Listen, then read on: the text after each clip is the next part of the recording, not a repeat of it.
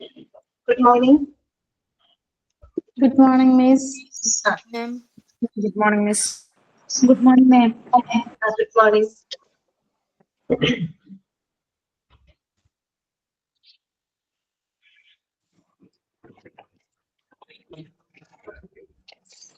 അപ്പൊ നമുക്ക് ഇന്നത്തെ ക്ലാസ് ആരംഭിക്കാം അല്ലെ? ഭക്ഷണമൊക്കെ കഴിച്ചാ? ചായയൊക്കെ കുടിച്ച എല്ലാവരും? കുടിച്ചു. മിസ് കഴിച്ചാ? കഴിച്ചു. പിന്നെ മിസ്സിന്റെ ജലദോഷം കൂടുതലായ പോലെ തോന്നുന്നു. ഇല്ല, കുഴപ്പമില്ല. ചെറിയൊരു സൗന്ദര്യ വ്യത്യാസമുള്ള നല്ല കുറഞ്ഞിട്ടുണ്ട്. 2 ദിവസം റെസ്റ്റ് ചെയ്തു, പ്രശ്നമില്ല. പിന്നെ അപ്പൊ നമുക്ക് തുടങ്ങാം കേട്ടോ. ഇന്നത്തെ ക്ലാസ് ആരംഭിക്കാം. അപ്പൊ ഞാന് ഓൾ മ്യൂട്ട് കൊടുക്കാണ് കേട്ടോ. All mute കൊടുക്കാനേ.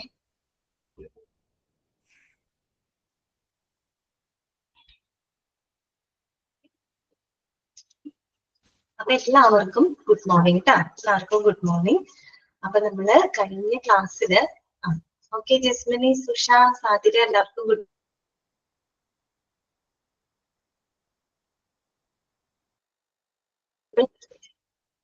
ഓക്കെ.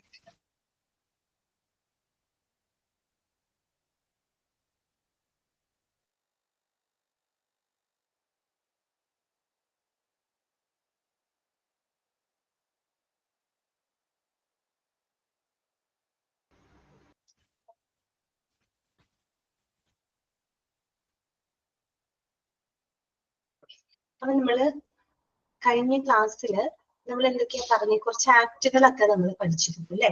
ഒരു 10ഓളം ആക്ടുകൾ നമ്മൾ പഠിച്ചിട്ടുണ്ടായിരുന്നു. ഇനി നമുക്ക് പഠിക്കാനുണ്ട്. നമ്മള് എന്താ പറയാ, എന്തെങ്കിലും പ്രശ്നം തോന്നുന്നുണ്ടോ? സ്ക്രീനിൽ എന്തെങ്കിലും ബുദ്ധിമുട്ട് വരുന്നുണ്ടോ? Good morning. എന്തെങ്കിലും പ്രോബ്ലം ഒന്നുമില്ലല്ലോ? അപ്പൊ നമ്മള് ഹോസ്പിറ്റലിലും കൂടെ അപ്ലൈ ചെയ്യാവുന്ന കുറച്ച് ലോകളൊക്കെ. സൗണ്ട് ബ്രേക്ക് ആവുന്നുണ്ട് അല്ലേ? ഓക്കെ.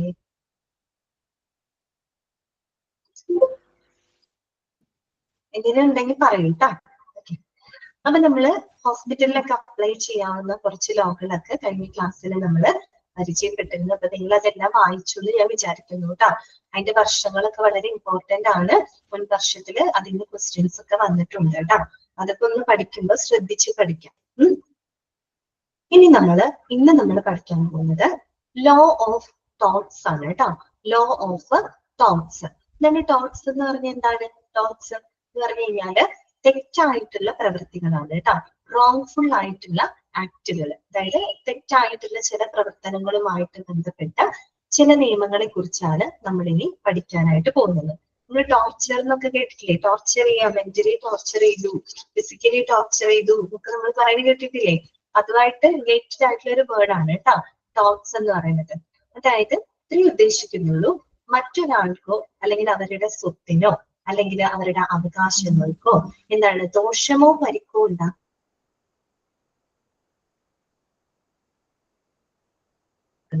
തെറ്റും ചെയ്യുന്ന സിവിൽ നിയമത്തിന്റെ ഒരു ശാഖയാണ് എന്തെന്ന് പറയുന്നത്? ലോ ഓഫ് തോട്ട്സ് എന്ന് പറയുന്നത്. ഇവിടെ ഞാൻ പറയാം. അതായത് മറ്റൊരാൾക്കോ അല്ലെങ്കിൽ അവരുടെ എന്താണ് സ്വത്തിനാവാം അല്ലെങ്കിൽ അവരുടെ അവകാശങ്ങൾക്കോ എന്താണ് ദോഷമുണ്ടാക്കുന്ന തരത്തില് അല്ലെ, അവർക്ക് ബുദ്ധിമുട്ടുണ്ടാകുന്ന തരത്തില്. ചിലപ്പോൾ ആ ഒരു വ്യക്തിക്കാവാം, അല്ലെങ്കിൽ ആ വ്യക്തിയുടെ വല്ല അവകാശങ്ങൾക്കാവാം, ആ വ്യക്തിയുടെ സ്വത്തിനെ സംബന്ധിച്ചാവാം. അങ്ങനെ മറ്റൊരാൾക്ക് ദോഷമുണ്ടാക്കുന്ന ചില തെറ്റായ പ്രവർത്തികളുടെയും അതുപോലെ തന്നെ ഒഴിവാക്കലുകളുടെയും. ഇപ്പൊ നമുക്കറിയാം, ചില ആളുകൾക്ക് അർഹിക്കപ്പെട്ട എന്തെങ്കിലും നമ്മള് മനഃപൂർവ്വം ഒഴിവാക്കുക എന്ന് പറയുന്നത് അത് അവരോട് ചെയ്യുന്ന ഏറ്റവും വലിയൊരു തെറ്റാണ് അല്ലെ? ഭയങ്കര തെറ്റാണ്. അത്തരം ഒഴിവാക്കലുകളുടെയൊക്കെ കൈകാര്യം ചെയ്യുന്ന സിവിൽ നിയമത്തിന്റെ ഒരു ശാഖ, ഒരു ബ്രാഞ്ചാണ് നമ്മൾ പഠിക്കുന്ന ലോ ഓഫ് തോട്ട്സ് എന്ന് പറയുന്നത്. ക്ലിയർ ആയോ? എന്താണ് ലോ ഓഫ് തോട്ട്സ് എന്ന് പറയാം? മറ്റൊരാൾക്ക് ദോഷം ചെയ്യുന്ന പ്രവൃത്തികളാണ്. ഇത്രയൊക്കെ മനസ്സിലാക്കിയാൽ മതി കേട്ടോ.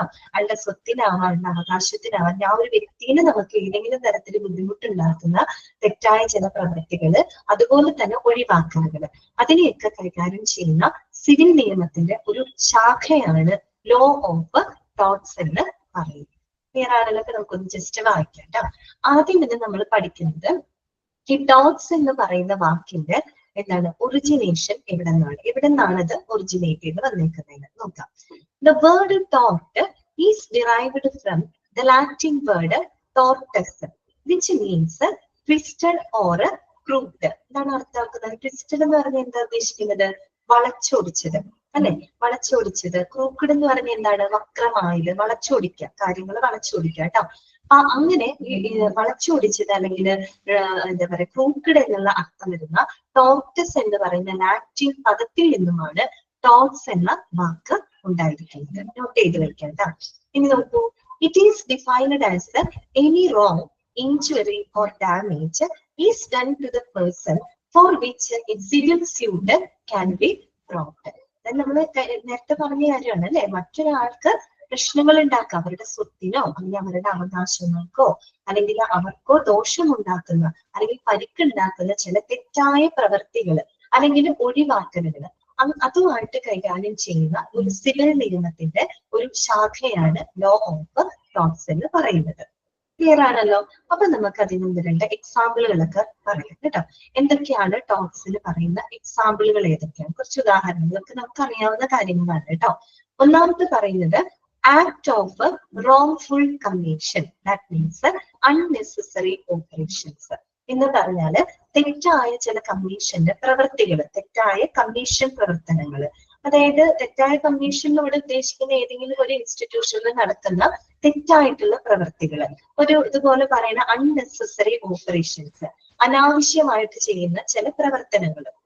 ഇപ്പൊ നമുക്ക് ഹോസ്പിറ്റലുമായിട്ട്, അല്ലെ ഏത് സ്ഥാപനവും ആവാം, ഹോസ്പിറ്റലിൽ നിന്ന് മാത്രമല്ല ഏതൊരു ഇൻസ്റ്റിറ്റ്യൂഷൻ ആവാം. അപ്പൊ അവിടെ ആയാലും അൺനെസസറി ആയിട്ട് അനാവശ്യമായിട്ട് നടക്കുന്ന ചില പ്രവർത്തനങ്ങൾ. ഇപ്പൊ ഹോസ്പിറ്റലുമായിട്ട് ബന്ധപ്പെട്ട് നമുക്ക് പറയുകയാണെങ്കിൽ ചിലപ്പോൾ നമ്മൾ അൺവാണ്ടഡ് ആയിട്ട് ചില സർജറികൾ നടത്തുക, അല്ലെങ്കിൽ അങ്ങനെ എന്തെങ്കിലുമൊക്കെ പ്രവൃത്തികൾ ചെയ്യുക അൺവാണ്ടഡ് ആയിട്ട്. അങ്ങനെയാണ് ഞാൻ പറഞ്ഞത്. അതായത് അനാവശ്യമായിട്ട് ഒരു കാര്യമില്ലാതെ ചെയ്യുന്ന ചില സർജറികള് അങ്ങനെയൊക്കെ സംഭവിക്കാം. അപ്പൊ അതൊക്കെ എന്താണ്? ആ ഒരു വ്യക്തിയോട് നമ്മൾ ചെയ്യുന്ന ഏറ്റവും വലിയൊരു തെറ്റാണ് അല്ലെ. അപ്പൊ അതൊക്കെ ഇതിനകത്ത് വരും കേട്ടോ. Act of wrongful commission. Okay, അതായത് തെറ്റായ കമ്മീഷന്റെ പ്രവർത്തനങ്ങൾ, അൺനെസസറി ഓപ്പറേഷൻസ് കേട്ടോ. എക്സാമ്പിൾ ആണ് കേട്ടോ നമ്മൾ പറയുന്നത്, ടോട്ട്സിന് എക്സാമ്പിൾ ആണ്. രണ്ടാമത്തത് നമ്മൾ പറയുന്നത് act of omission. Act of omission അതായത് ഒഴിവാക്കൽ പ്രവർത്തനങ്ങൾ. ഇപ്പൊ ഞാൻ നേരത്തെ പറഞ്ഞല്ലോ, ഒരാൾ അർഹിക്കുന്ന കാര്യം നമ്മളത് ചെയ്യാതെ അതിൽ അവരെ ഒഴിവാക്കുക എന്ന് പറയുന്നത് അത് അവരോട് ചെയ്യുന്നത് തെറ്റാണ് അല്ലെ. അപ്പൊ അത്തരത്തിലുള്ള ഒമിഷൻ ആക്ടുകൾ, അതായത് ഒഴിവാക്കൽ കാര്യങ്ങൾ. എക്സാമ്പിൾ അല്ല, ഇതൊരു ഇത് പറയാണ് ഓട്ടോപ്സി വിത്തൗട്ട് ഒബ്റ്റെയിനിങ് കൺസെന്റ്. എന്താണ് ഓട്ടോപ്സി എന്ന് പറഞ്ഞു കഴിഞ്ഞാല്? പോസ്റ്റ്മോർട്ടം ആണ് കേട്ടോ ഉദ്ദേശിക്കുന്നത്. വിത്തൗട്ട് ഒബ്റ്റെയിനിങ് കൺസെന്റ്, അതായത് ഒരാളുടെ സമ്മതമില്ലാതെ നമ്മൾ ചെയ്യുന്ന പോസ്റ്റ്മോർട്ടങ്ങൾ കേട്ടോ. സമ്മതം എന്ന് വെച്ചാൽ മരിച്ച വ്യക്തിയുടെ കക്ഷി അല്ലെങ്കിൽ അവരുടെ റിലേറ്റീവ്സിന്റെ സമ്മതമില്ലാതെ പോസ്റ്റ്മോർട്ടം കണ്ടക്ട് ചെയ്യുകയാണെങ്കിൽ അതൊരു ഒമിഷൻ ആക്ട് ആയിട്ടാണ് കണക്കാക്കുന്നത് കേട്ടോ. ഒഴിവാക്കലാണ്. കാരണം അവരുടെ സമ്മതം നമ്മളവിടെ ഒഴിവാക്കിക്കൊണ്ട് ആ ഒരു പോസ്റ്റ്മോർട്ടം അവിടെ കണ്ടക്ട് ചെയ്യണം. അത് മാത്രമല്ല, നമ്മളിപ്പോ ഒരു പേഷ്യന്റിന് ഒരു മെഡിസിൻ പ്രിസ്ക്രൈബ് ചെയ്തിരിക്കട്ടെ, ആ മെഡിസിൻ പ്രിസ്ക്രൈബ് ചെയ്യുന്ന മെഡിസിൻ, ഡോക്ടർ പ്രിസ്ക്രൈബ് ചെയ്യുന്ന മെഡിസിൻ നമ്മൾ കൃത്യമായിട്ട് ആ രോഗിക്ക് കൊടുക്കാതിരുന്നാല്, അഡ്മിനിസ്റ്റർ ചെയ്യാതിരുന്നാല് അതും ഒരു ആക്ട് ഓഫ് ഒമിഷൻ ആണ്. കാര്യം അവരെ ആ ഒരു മരുന്ന് കൊടുക്കുന്നതിൽ നമ്മൾ ഒഴിവാക്കിയേക്കാണ്. അതുപോലെ തന്നെ ചില ഇഞ്ചുറികൾ വരുമ്പോൾ അതിന് കൃത്യമായിട്ടുള്ള ട്രീറ്റ്മെന്റുകൾ നമ്മൾ കൊടുക്കാതിരിക്കുക. ആ പേഷ്യന്റ് നമ്മൾ അതിനെ ഒഴിവാക്കുകയാണ്, അവർക്ക് വേണ്ട ട്രീറ്റ്മെന്റ് കൊടുക്കാതെ അവരെ നമ്മൾ ഒഴിവാക്കുക എന്ന് പറയുമ്പോൾ അത് ആക്ട് ഓഫ് ഒമിഷൻ ആണ് കേട്ടോ. അതുമൂലം ആ ഒരു വ്യക്തിക്കും എന്തുണ്ടാവുന്നുണ്ട്? ബുദ്ധിമുട്ടുകൾ ഉണ്ടാവുന്നുണ്ട്. അപ്പൊ അതൊരു എക്സാമ്പിൾ ആണ് കേട്ടോ. Act of omission, autopsy without, ഇത് ഒരു എക്സാമ്പിൾ മാത്രമാണ് നിങ്ങൾക്ക് അവിടെ തന്നിരിക്കുന്നത്. ഒരുപാട് സംഭവങ്ങളുണ്ട് കേട്ടോ. ഓട്ടോപ്സി വിത്തൗട്ട് ഒബ്റ്റെയിനിങ് കൺസെന്റ്, സമ്മതമില്ലാതെ ചെയ്യുന്ന പോസ്റ്റ്മോർട്ടം തന്നെ ഒരു എക്സാമ്പിൾ ആയിട്ട് പറയുന്നതാണ്. അടുത്തതാണ് എന്ത്? നെഗ്ലിജൻസ്. നമ്മൾ പലപ്പോഴും കേട്ടിട്ടുള്ള ഒരു വാക്കാണ് മെഡിക്കൽ നെഗ്ലിജൻസ് അല്ലെ. മെഡിക്കൽ നെഗ്ലിജൻസ് മൂലം ആള് മരണപ്പെട്ടു എന്നൊക്കെ പറയാറുണ്ട് അല്ലെ. അശ്രദ്ധയാണ് ഉദ്ദേശിക്കുന്നത് കേട്ടോ. അശ്രദ്ധ, അതായത് ഒരു എക്സാമ്പിൾ എന്നോട് പറയാണ് swab or instrument in abdomen, അതിനുള്ളില്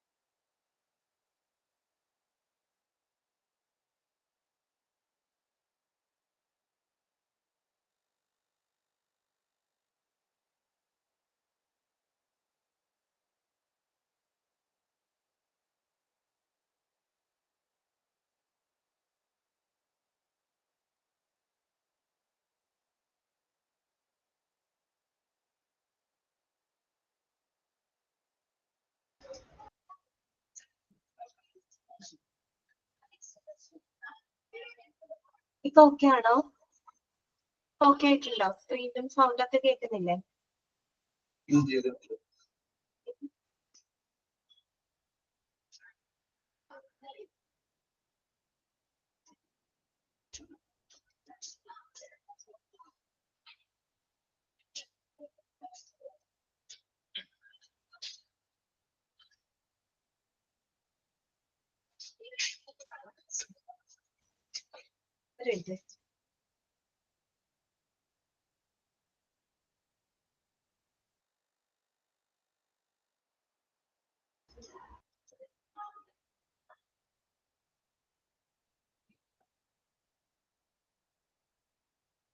okay അല്ലേ? ഇപ്പൊ ശരിയല്ലേ? ഞാൻ ചോദിച്ച നേരത്തെ എന്തെങ്കിലും പ്രശ്നം തോന്നുന്നുണ്ടോ? കാര്യം ഞാൻ ക്ലാസ് കേൾക്കുമ്പോൾ സ്ക്രീൻ ഇടയ്ക്ക് ഇങ്ങനെ ബ്ലിങ്ക് ആയി പോകുന്നുണ്ട്. അതാണ് നിങ്ങൾക്ക് എന്തെങ്കിലും പ്രോബ്ലം ഉണ്ടോ എന്ന് ചോദിച്ചേട്ടാ. ഓക്കെ, ശരി. അപ്പൊ നമുക്ക് നമ്മുടെ ക്ലാസ് കണ്ടിന്യൂ ചെയ്യാം കേട്ടോ. നമ്മൾ എന്താ പറഞ്ഞത്? നെഗ്ലിജൻസ് അല്ലെ, മെഡിക്കൽ നെഗ്ലിജൻസിനെ കുറിച്ചാണ് നമ്മൾ പറഞ്ഞത്. അപ്പൊ നോക്കൂ, swab or instrument in abdomen, അതായത് അബ്ഡോമനകത്ത് എന്ത് വരിക, എന്തെങ്കിലും നീഡിലോ കത്രികയൊക്കെ വെച്ചിട്ട് നമ്മൾ അങ്ങനത്തെ സംഭവങ്ങൾ കേട്ടിട്ടില്ലേ, വാർത്തയിൽ കേട്ടിട്ടില്ലേ? അതായത് ഈ പറയുന്ന സർജറി ഒക്കെ ചെയ്യുന്ന സമയത്ത് ഡോക്ടർമാരുടെ അശ്രദ്ധ മൂലം, നെഗ്ലിജൻസ് എന്ന് പറഞ്ഞാൽ അശ്രദ്ധയാണ് കേട്ടോ ഉദ്ദേശിക്കുന്നത്. അശ്രദ്ധ മൂലം എന്തെങ്കിലും നീഡിലോ കത്രികയോ എന്തെങ്കിലും പേഷ്യന്റിന്റെ വയറ്റിൽ വെച്ചൊക്കെ അവര് പോയിട്ടുണ്ട്. പിന്നീട് പേഷ്യൻസിന് കടുത്ത വയറുവേദന വരുന്നു, മറ്റേതെങ്കിലും ബുദ്ധിമുട്ടൊക്കെ വരുമ്പോൾ സ്കാൻ ചെയ്ത് നോക്കുമ്പോഴാണ് എന്തെങ്കിലും അവരുടെ വയറിനകത്ത് പെട്ടിട്ടുണ്ടാക്കുക. അതൊക്കെ എന്ന് പറയുമ്പോൾ ഡോക്ടർമാരുടെ ഭാഗത്തു നിന്നും വരുന്ന ഏറ്റവും വലിയ മെഡിക്കൽ നെഗ്ലിജൻസ് ആണ്. കോഴിക്കോട് മെഡിക്കൽ കോളേജ് അല്ലെ, അവിടെ അങ്ങനെ സ്ഥിരമായിട്ട് സംഭവിക്കാറുണ്ടോ? Okay okay. കോഴിക്കോട് ഒരു ഇഷ്യൂ ഉണ്ടായിട്ടുണ്ട്, കേട്ടിട്ടുണ്ട്, അങ്ങനെ വാർത്തയിലൊക്കെ പറയുന്നത് കേട്ടിട്ടുണ്ട്. ഭയങ്കര ഒരു കഷ്ടമാണ് അല്ലെ, അതൊക്കെ എന്ന് പറഞ്ഞു കഴിഞ്ഞാല് ഒരുപാട് ഉണ്ടാവുന്നുണ്ട് അല്ലെ. ഓക്കെ, ഡെലിവറി സമയത്ത്. ശരി ശരി. അപ്പൊ അതൊക്കെ ഈ പറയുന്ന പോലെ മെഡിക്കൽ നെഗ്ലിജൻസ് ആണ് കേട്ടോ. പിന്നെ ഈ പറയുന്ന പോലെ റോങ് സൈറ്റ് സർജറി ഒക്കെ ചെയ്യേണ്ട സ്ഥലത്ത് സർജറി ചെയ്യാണ്ട് വേറെ ഏതെങ്കിലും സൈറ്റ് മാറിപ്പോയി അവിടെ സർജറി ചെയ്യുക. അതുപോലെ തന്നെ അനസ്തേഷ്യയിൽ വരുന്ന എററുകള്, അതെന്നൊക്കെ പറയുന്നത് മെഡിക്കൽ നെഗ്ലിജൻസിനൊക്കെ എക്സാമ്പിൾ ആണ് കേട്ടോ. ഓക്കെ, അപ്പൊ നമ്മൾ പഠിക്കുന്ന ടോർട്ടിന് എക്സാമ്പിളുകളാണ് കേട്ടോ. ടോർട്ട് എന്താണ് എന്നുള്ളതാണ്, അങ്ങനെയുള്ള റോങ്ഫുൾ ആയിട്ടുള്ള പ്രവർത്തനങ്ങൾക്ക് എക്സാമ്പിളുകളാണ് ഇപ്പൊ കണ്ടുകൊണ്ടിരിക്കുന്നത് കേട്ടോ. നെക്സ്റ്റ് വരുന്നത് എന്താണ്? Intentional act of wrongful commission. ഒന്നുകൂടി പറയാവുന്നത്, ആക്ട് ഓഫ് റോങ്ഫുൾ കമ്മീഷൻ എന്ന് പറഞ്ഞു കഴിഞ്ഞാല് കമ്മീഷന്റെ തെറ്റായ ചില പ്രവർത്തനങ്ങൾ. കമ്മീഷൻ എന്നിവിടെ ഉദ്ദേശിക്കുന്നത് ഹോസ്പിറ്റൽ ആവാം, മറ്റെന്തെങ്കിലും ഇൻസ്റ്റിറ്റ്യൂഷൻസ് ആവാം കേട്ടോ. ഇപ്പൊ നമ്മള് ഹോസ്പിറ്റലിന്റെ ബേസ് ചെയ്തിട്ടാണ് നമ്മൾ പറയുന്നത്. ഹോസ്പിറ്റൽ മാത്രമല്ല, ഏതൊരു സർവീസ് കൊടുക്കുന്ന സ്ഥാപനത്തിലും ഇങ്ങനെയുള്ള തെറ്റായിട്ടുള്ള ചില പ്രവർത്തനങ്ങൾ വന്നേക്കാം അല്ലെ. അതാണ് ഉദ്ദേശിക്കുന്നത്. റോങ്ഫുൾ കമ്മീഷൻ എന്ന് പറഞ്ഞാൽ തെറ്റായിട്ടുള്ള കമ്മീഷന്റെ ചില പ്രവർത്തികൾ. എക്സാമ്പിൾ അൺനെസസറി ഓപ്പറേഷൻ, അനാവശ്യമായിട്ടുള്ള പ്രവർത്തനങ്ങൾ. ഞാൻ ഹോസ്പിറ്റലിന്റേതാക്കിയിട്ട് എക്സാമ്പിൾ പറഞ്ഞതാണ്. ഇപ്പൊ നമ്മൾ അൺവാണ്ടഡ് ആയിട്ട് ചില സർജറികൾ ചെയ്യുക, ആവശ്യമില്ലാത്ത ഒരു സർജറി ആവശ്യമില്ലാത്ത സമയത്ത് സർജറി വേണം എന്നൊക്കെ പറഞ്ഞ് പേഷ്യന്റിനെ കൊണ്ട് സർജറിക്ക് അവരെ നിർബന്ധിക്കുക, അങ്ങനെയുള്ള കാര്യങ്ങളൊക്കെ ചെയ്യില്ലേ, അതൊക്കെ എന്താണ്? ഈ പറയുന്ന റോങ്ഫുൾ കമ്മീഷന്റെ പ്രവർത്തനങ്ങളാണ് കേട്ടോ. തെറ്റായിട്ടുള്ള അൺവാണ്ടഡ് ആയിട്ടുള്ള പ്രവർത്തനങ്ങളാണ്. മനസ്സിലായി? ഇത്രയേ ഉള്ളൂ കേട്ടോ. തേർഡ് പോയിന്റിലാണ് നെഗ്ലിജൻസ് ആണ്, മെഡിക്കൽ നെഗ്ലിജൻസ്. മെഡിക്കൽ ഭാഗത്ത് പ്രാക്ടീഷണർമാരുടെ ഭാഗത്ത് നിന്ന് വരുന്ന അശ്രദ്ധ മൂലം ആളുകൾക്ക് ഉണ്ടാകുന്ന ബുദ്ധിമുട്ടുകൾ. ഇപ്പൊ swab or instrument in abdomen, swab എന്നൊക്കെ പറഞ്ഞ ഒരു തുണിയാണ് ഉദ്ദേശിക്കുന്നത്. അതിപ്പോ എന്ത് വേണമെങ്കിലും അപ്പൊ നീഡിലാവാൻ കത്രികയായിരിക്കാം. ഈ സർജറി ചെയ്യുന്ന സമയത്ത് ഡോക്ടേഴ്സ് ശ്രദ്ധിക്കാതെ അവരുടെ ശരീരത്തിനുള്ളിൽ വെച്ച് അവര് സർജറി കംപ്ലീറ്റ് ചെയ്തു പോകും. അവര് നോക്കിയിട്ടുണ്ടാവില്ല. പിന്നീട് രോഗിക്ക് എന്തെങ്കിലും ബുദ്ധിമുട്ട് വരുമ്പോൾ സ്കാനൊക്കെ ചെയ്ത് നോക്കുമ്പോഴായിരിക്കും നല്ല കത്രികയോ നീഡിലോ ഒക്കെ ശരീരത്തിനകത്ത് പെട്ടിട്ടുണ്ടാവില്ല. ഓക്കെ, അപ്പൊ അതൊക്കെ മെഡിക്കൽ നെഗ്ലിജൻസ് അങ്ങനെയുള്ള കാര്യങ്ങൾ നമ്മുടെ നാട്ടിൽ ഉണ്ടായിട്ടുണ്ട് കേട്ടോ. Second point act of omission ആണ് കേട്ടോ. ഒമിഷൻ എന്ന് വെച്ചാൽ എന്താ? ഒഴിവാക്കുക എന്നുള്ള അർത്ഥമാണ്. ഒഴിവാക്കുന്ന ചില കാര്യങ്ങൾ. അതായത് ഓട്ടോപ്സി വിത്തൗട്ട് ഒബ്റ്റെയിനിങ് കൺസെന്റ്. ഒരാളുടെ സമ്മതമില്ലാതെ പോസ്റ്റ്മോർട്ടം ചെയ്യുക. പോസ്റ്റ്മോർട്ടം എന്ന് വെച്ചാൽ മരിച്ച വ്യക്തിയുടെ അവരുടെ റിലേറ്റീവ്സ് ഉണ്ടാവും അല്ലെ, അവരുടെ സമ്മതമില്ലാതെ പോസ്റ്റ്മോർട്ടം ഒക്കെ ചെയ്യുക എന്ന് പറഞ്ഞിട്ട് ഒരു ഒമിഷൻ, ആക്ട് ഓഫ് ഒമിഷൻ ആണ്, ഒഴിവാക്കലാണ്. അവിടെ എന്താ ഒഴിവാക്കി? അവരുടെ സമ്മതമാണ് അവിടെ ഒഴിവാക്കിയത്. അതുപോലെ തന്നെ നമുക്കൊരു പേഷ്യന്റിനായിട്ട് നമ്മൾ പ്രിസ്ക്രൈബ് ചെയ്തിട്ടുള്ള മെഡിസിൻ കൃത്യമായിട്ട് ആ പേഷ്യന്റിന് കൊടുക്കാതിരിക്കുക. മനസ്സിലായ? മെഡിസിനിൽ നിന്ന് ആ പേഷ്യന്റ് നമ്മൾ മനഃപൂർവ്വം ഒഴിവാക്കാണ്. അതുപോലെ തന്നെ എന്തെങ്കിലും ഇഞ്ചുറി ആയിട്ട് വരുന്ന ആളുകളെ നല്ല ട്രീറ്റ്മെന്റ് കൊടുക്കാതിരിക്കുക. ആ നല്ല ട്രീറ്റ്മെന്റിൽ നിന്ന് അവരെ ഒഴിവാക്കുകയാണ്. അപ്പൊ അതൊക്കെ എന്താണ്? ആ വ്യക്തിയോട് ചെയ്യുന്ന തെറ്റായിട്ടുള്ള മോശം പ്രവർത്തനങ്ങളാണ്. അതാണ് ആക്ട് ഓഫ് ഒമിഷൻ എന്നതുകൊണ്ട് ഉദ്ദേശിക്കുന്നത് കേട്ടോ. ഒഴിവാക്കൽ പ്രവർത്തനങ്ങളാണ്. നെഗ്ലിജൻസ് ക്ലിയർ ആയല്ലോ. അടുത്ത നമ്മൾ പറഞ്ഞത് ഇന്റൻഷണൽ ഇന്റർഫറൻസ് ആണ്. That leads to mental or physical disturbances. Intentional interference ആണ്, അതായത് മനഃപൂർവ്വം എന്താണ് പൂർവ്വം ചെയ്യുന്ന ഇടപെടലുകൾ. മനസ്സിലായി? അതായത് തീർച്ചയായിട്ടും ഇന്റൻഷനലി ചെയ്യുന്ന ചില എന്താണ് ഇടപെടലുകൾ കേട്ടോ. അങ്ങനെയുള്ളതെന്ന് പറയുന്നത് തെറ്റായ ഇടപെടലുകൾ. നല്ല ഇടപെടലല്ല ഉദ്ദേശിക്കുന്നത്, മോശമായിട്ട് ചെയ്യുന്ന ചില ഇടപെടലുകൾ. അത് ഒരു പേഷ്യന്റിനെ സംബന്ധിച്ചിടത്തോളം മാനസികമായിട്ടും ശാരീരികമായിട്ടും പല പ്രശ്നങ്ങളിലേക്കും നയിക്കും. ഒരു എക്സാമ്പിൾ പറയും, ഇപ്പൊ ഒരു ട്രീറ്റ്മെന്റിന് വന്നിട്ടുള്ള ഗുരുതരാവസ്ഥയിൽ കൊണ്ടുവന്നിട്ടുള്ള ഒരു പേഷ്യന്റിന് അവർക്ക് ആ ടൈമിന് നമ്മൾ ട്രീറ്റ്മെന്റ് കൊടുക്കാതെ കുറച്ച് ഡിലേ വരുത്താണ്, മനഃപൂർവ്വം ഡിലേ വരുത്താണെന്ന് വിചാരിക്കാം. അപ്പൊ അത് ചെയ്യുന്നത് ഏറ്റവും വലിയ തെറ്റാണ്. കാര്യം അങ്ങനെ വരുന്ന പേഷ്യന്റ് പെട്ടെന്ന് ഒരു ട്രീറ്റ്മെന്റ് കൊടുക്കേണ്ടത് ഒരു ഹോസ്പിറ്റലിന്റെ ഭാഗത്തുനിന്ന് ചെയ്യേണ്ട കാര്യമാണ്. അവർക്ക് പ്രയോറിറ്റി കൊടുക്കാതെ മറ്റുള്ള കാര്യങ്ങൾക്ക് ഇമ്പോർട്ടൻസ് കൊടുക്കുകയാണെങ്കിൽ അതൊരു ഇന്റൻഷണൽ ഇന്റർഫറൻസ് ആയിട്ട് നമുക്ക് കണക്കാക്കാം. മനഃപൂർവ്വം ചെയ്യുന്ന ചില ഇടപെടൽ എന്ന് പറഞ്ഞാൽ മോശമായിട്ട് ഇടപെടലുകൾ, അത് സ്വാഭാവികമായിട്ടും ആ ഒരു പേഷ്യന്റിനെ മാനസികമായിട്ടും ശാരീരികമായിട്ടും പ്രശ്നങ്ങളിലേക്ക് നയിക്കാം. ഓക്കെ, അതാണ് ഉദ്ദേശിക്കുന്നത്. അതുപോലെ തന്നെ ഇൻവേഷൻ ഓഫ് ദ അതന്നെ പറഞ്ഞ നൗസിയ. അതായത് നമ്മൾ ടൈമിന് ട്രീറ്റ്മെന്റ് ഒക്കെ കൊടുക്കാതിരിക്കുക, അതൊക്കെ ഭയങ്കര വലിയ തെറ്റുകളാണ് കേട്ടോ. പിന്നെന്താണ്? Invasion of the right of privacy, അതായത് സ്വകാര്യതയുടെ അവകാശത്തിലേക്കുള്ള കടന്നുകയറ്റം. നമുക്കറിയാം നമ്മുടെ ഭരണഘടന ആർട്ടിക്കിൾ 21 പ്രകാരം നമ്മൾക്ക് എന്താണ്? സ്വകാര്യതയ്ക്കും വ്യക്തി ജീവിതത്തിനും വ്യക്തി സ്വാതന്ത്ര്യത്തിനുമുള്ള അവകാശം നമുക്ക് തന്നിട്ടുണ്ട്. ഇറ്റ്സ് ഫണ്ടമെന്റൽ റൈറ്റ് ആണ്. അപ്പൊ ആ ഒരു സ്വകാര്യതയുടെ അവകാശത്തിലേക്കുള്ള കടന്നുകയറ്റം അത് വലിയൊരു തെറ്റ് തന്നെയാണ് കേട്ടോ. കാര്യം നമുക്കറിയാം ഓരോ പേഷ്യൻസും മാത്രമല്ല, ഏതൊരു വ്യക്തിക്ക് അവരവരുടേതായ സ്വകാര്യതകളുണ്ട്. അതിനെ ഹനിക്കുന്ന രീതിയിൽ ആരും തന്നെ ഒരു പ്രവൃത്തി ചെയ്യാൻ പാടില്ല അല്ലെ. അത് ഹോസ്പിറ്റലായാലും ശരി, ആരായാലും ശരി, സ്വകാര്യതയിലേക്ക് ഒരിക്കലും കടന്നു കയറാനായിട്ട് പാടില്ല. അങ്ങനെയുള്ള പ്രശ്നങ്ങൾ. ഇപ്പൊ ഒരു പേഷ്യന്റിന്റെ സമ്മതമില്ലാതെ അവരുടെ വല്ല വിവരങ്ങൾ പുറത്തേക്ക് റിലീസ് ചെയ്യുക, പബ്ലിക്കിലേക്ക് വിടുക, അതൊക്കെ തെറ്റുകളാണ് കേട്ടോ. പിന്നെന്താണ് പറയുന്നത്? Breach of professional secrecy. Breach എന്ന് പറഞ്ഞാൽ എന്താ ഉദ്ദേശിക്കുന്നത്? ബ്രീച്ച് എന്ന വാക്കിന്റെ അർത്ഥം എന്താണ്? ലംഘനം എന്നാണ് കേട്ടോ. ലംഘനം എന്നാണ് ഉദ്ദേശിക്കുന്നത്. Breach of professional secrecy. ചില പ്രൊഫഷണൽ രഹസ്യങ്ങളുടെയൊക്കെ ലംഘനം. ഏതൊരു സ്ഥാപനമായാലും അവർക്ക് അവരുടേതായ ചില പ്രൊഫഷണൽ സീക്രസികൾ ഉണ്ടായിരിക്കും. ഹോസ്പിറ്റലിൽ ഉണ്ടായിരിക്കും അല്ലെ. അത് അങ്ങനെയുള്ള ചില പ്രൊഫഷണൽ സീക്രസ്, ചില ഹോസ്പിറ്റലിൽ ചിലപ്പോൾ മെഡിസിൻസ് ചില കമ്പനികളുമായിട്ട് അവർക്ക് ചില ടൈപ്പുകളും കാര്യങ്ങളും ഉണ്ടായിരിക്കും. അവരുടെ മരുന്നുകളിൽ കൂടുതലും ഈ ഹോസ്പിറ്റലുകാരെ പ്രിസ്ക്രൈബ് ചെയ്യുന്നുണ്ടാവും. അപ്പൊ അത് അവര് തമ്മിലുള്ള ചില ടൈപ്പും കാര്യങ്ങളൊക്കെ ഉണ്ടായിരിക്കും. അതായത് പ്രൊഫഷണൽ ആയിട്ടുള്ള ചില സീക്രസികളും കാര്യങ്ങളൊക്കെ ഉണ്ടായിരിക്കും. അതൊക്കെ ലംഘിക്കുക. അതൊന്നും ഒരു കാരണവശാലും എന്താണ്? പുറത്തേക്ക് റിലീസ് ചെയ്യാനായിട്ട് പാടില്ല. കാര്യം ആ ഒരു സ്ഥാപനത്തിന്റെ നിലനിൽപ്പിന് അത് അത്യാവശ്യമാണ് അല്ലെ. അപ്പൊ അത്തരത്തിലുള്ള പ്രൊഫഷണൽ സീക്രസികളുടെ ലംഘനങ്ങള്. പിന്നെന്താണ്? ബാക്ടറി എന്ന് ഉദ്ദേശിക്കുന്നത് എന്താണ് ഇവിടെ? The surgeon going beyond the limit of patient's consent. അതായത് രോഗിയുടെ സമ്മത പരിധിക്ക് അപ്പുറത്തേക്ക് ചെയ്യുന്ന ചില സർജറികൾ. മനസ്സിലായോ? അവരുടെ അനുവാദം ഇല്ലാതെ അവരുടെ സമ്മത പരിധിക്ക് അപ്പുറത്തേക്ക് ചെയ്യുന്ന ചില സർജറികള്, അതൊക്കെ എന്താണ്? ബാക്ടറിക്ക് എക്സാമ്പിൾ ആണ്. ബാക്ടറി എന്ന് പറഞ്ഞാൽ ശരിക്കും ഉദ്ദേശിക്കുന്ന ശാരീരികമായിട്ടുള്ള ആക്രമണമാണ് കേട്ടോ. ആ ഒരു വ്യക്തിയുടെ സമ്മതമില്ലാതെ അവരുടെ വല്ല അവയവങ്ങൾ എടുത്തു മാറ്റി അങ്ങനെയൊക്കെ ചെയ്യുകയാണെങ്കിൽ അതൊക്കെ ബാക്ടറിയിൽ പെടും കേട്ടോ. അപ്പൊ ഇതൊക്കെ നമ്മൾ കണ്ടത് എന്താണ്, ടോർട്ടിന് എക്സാമ്പിളുകളാണ് നമ്മൾ ഇതുവരെ കണ്ടത്. എന്തൊക്കെയാ നമ്മൾ പറഞ്ഞത്?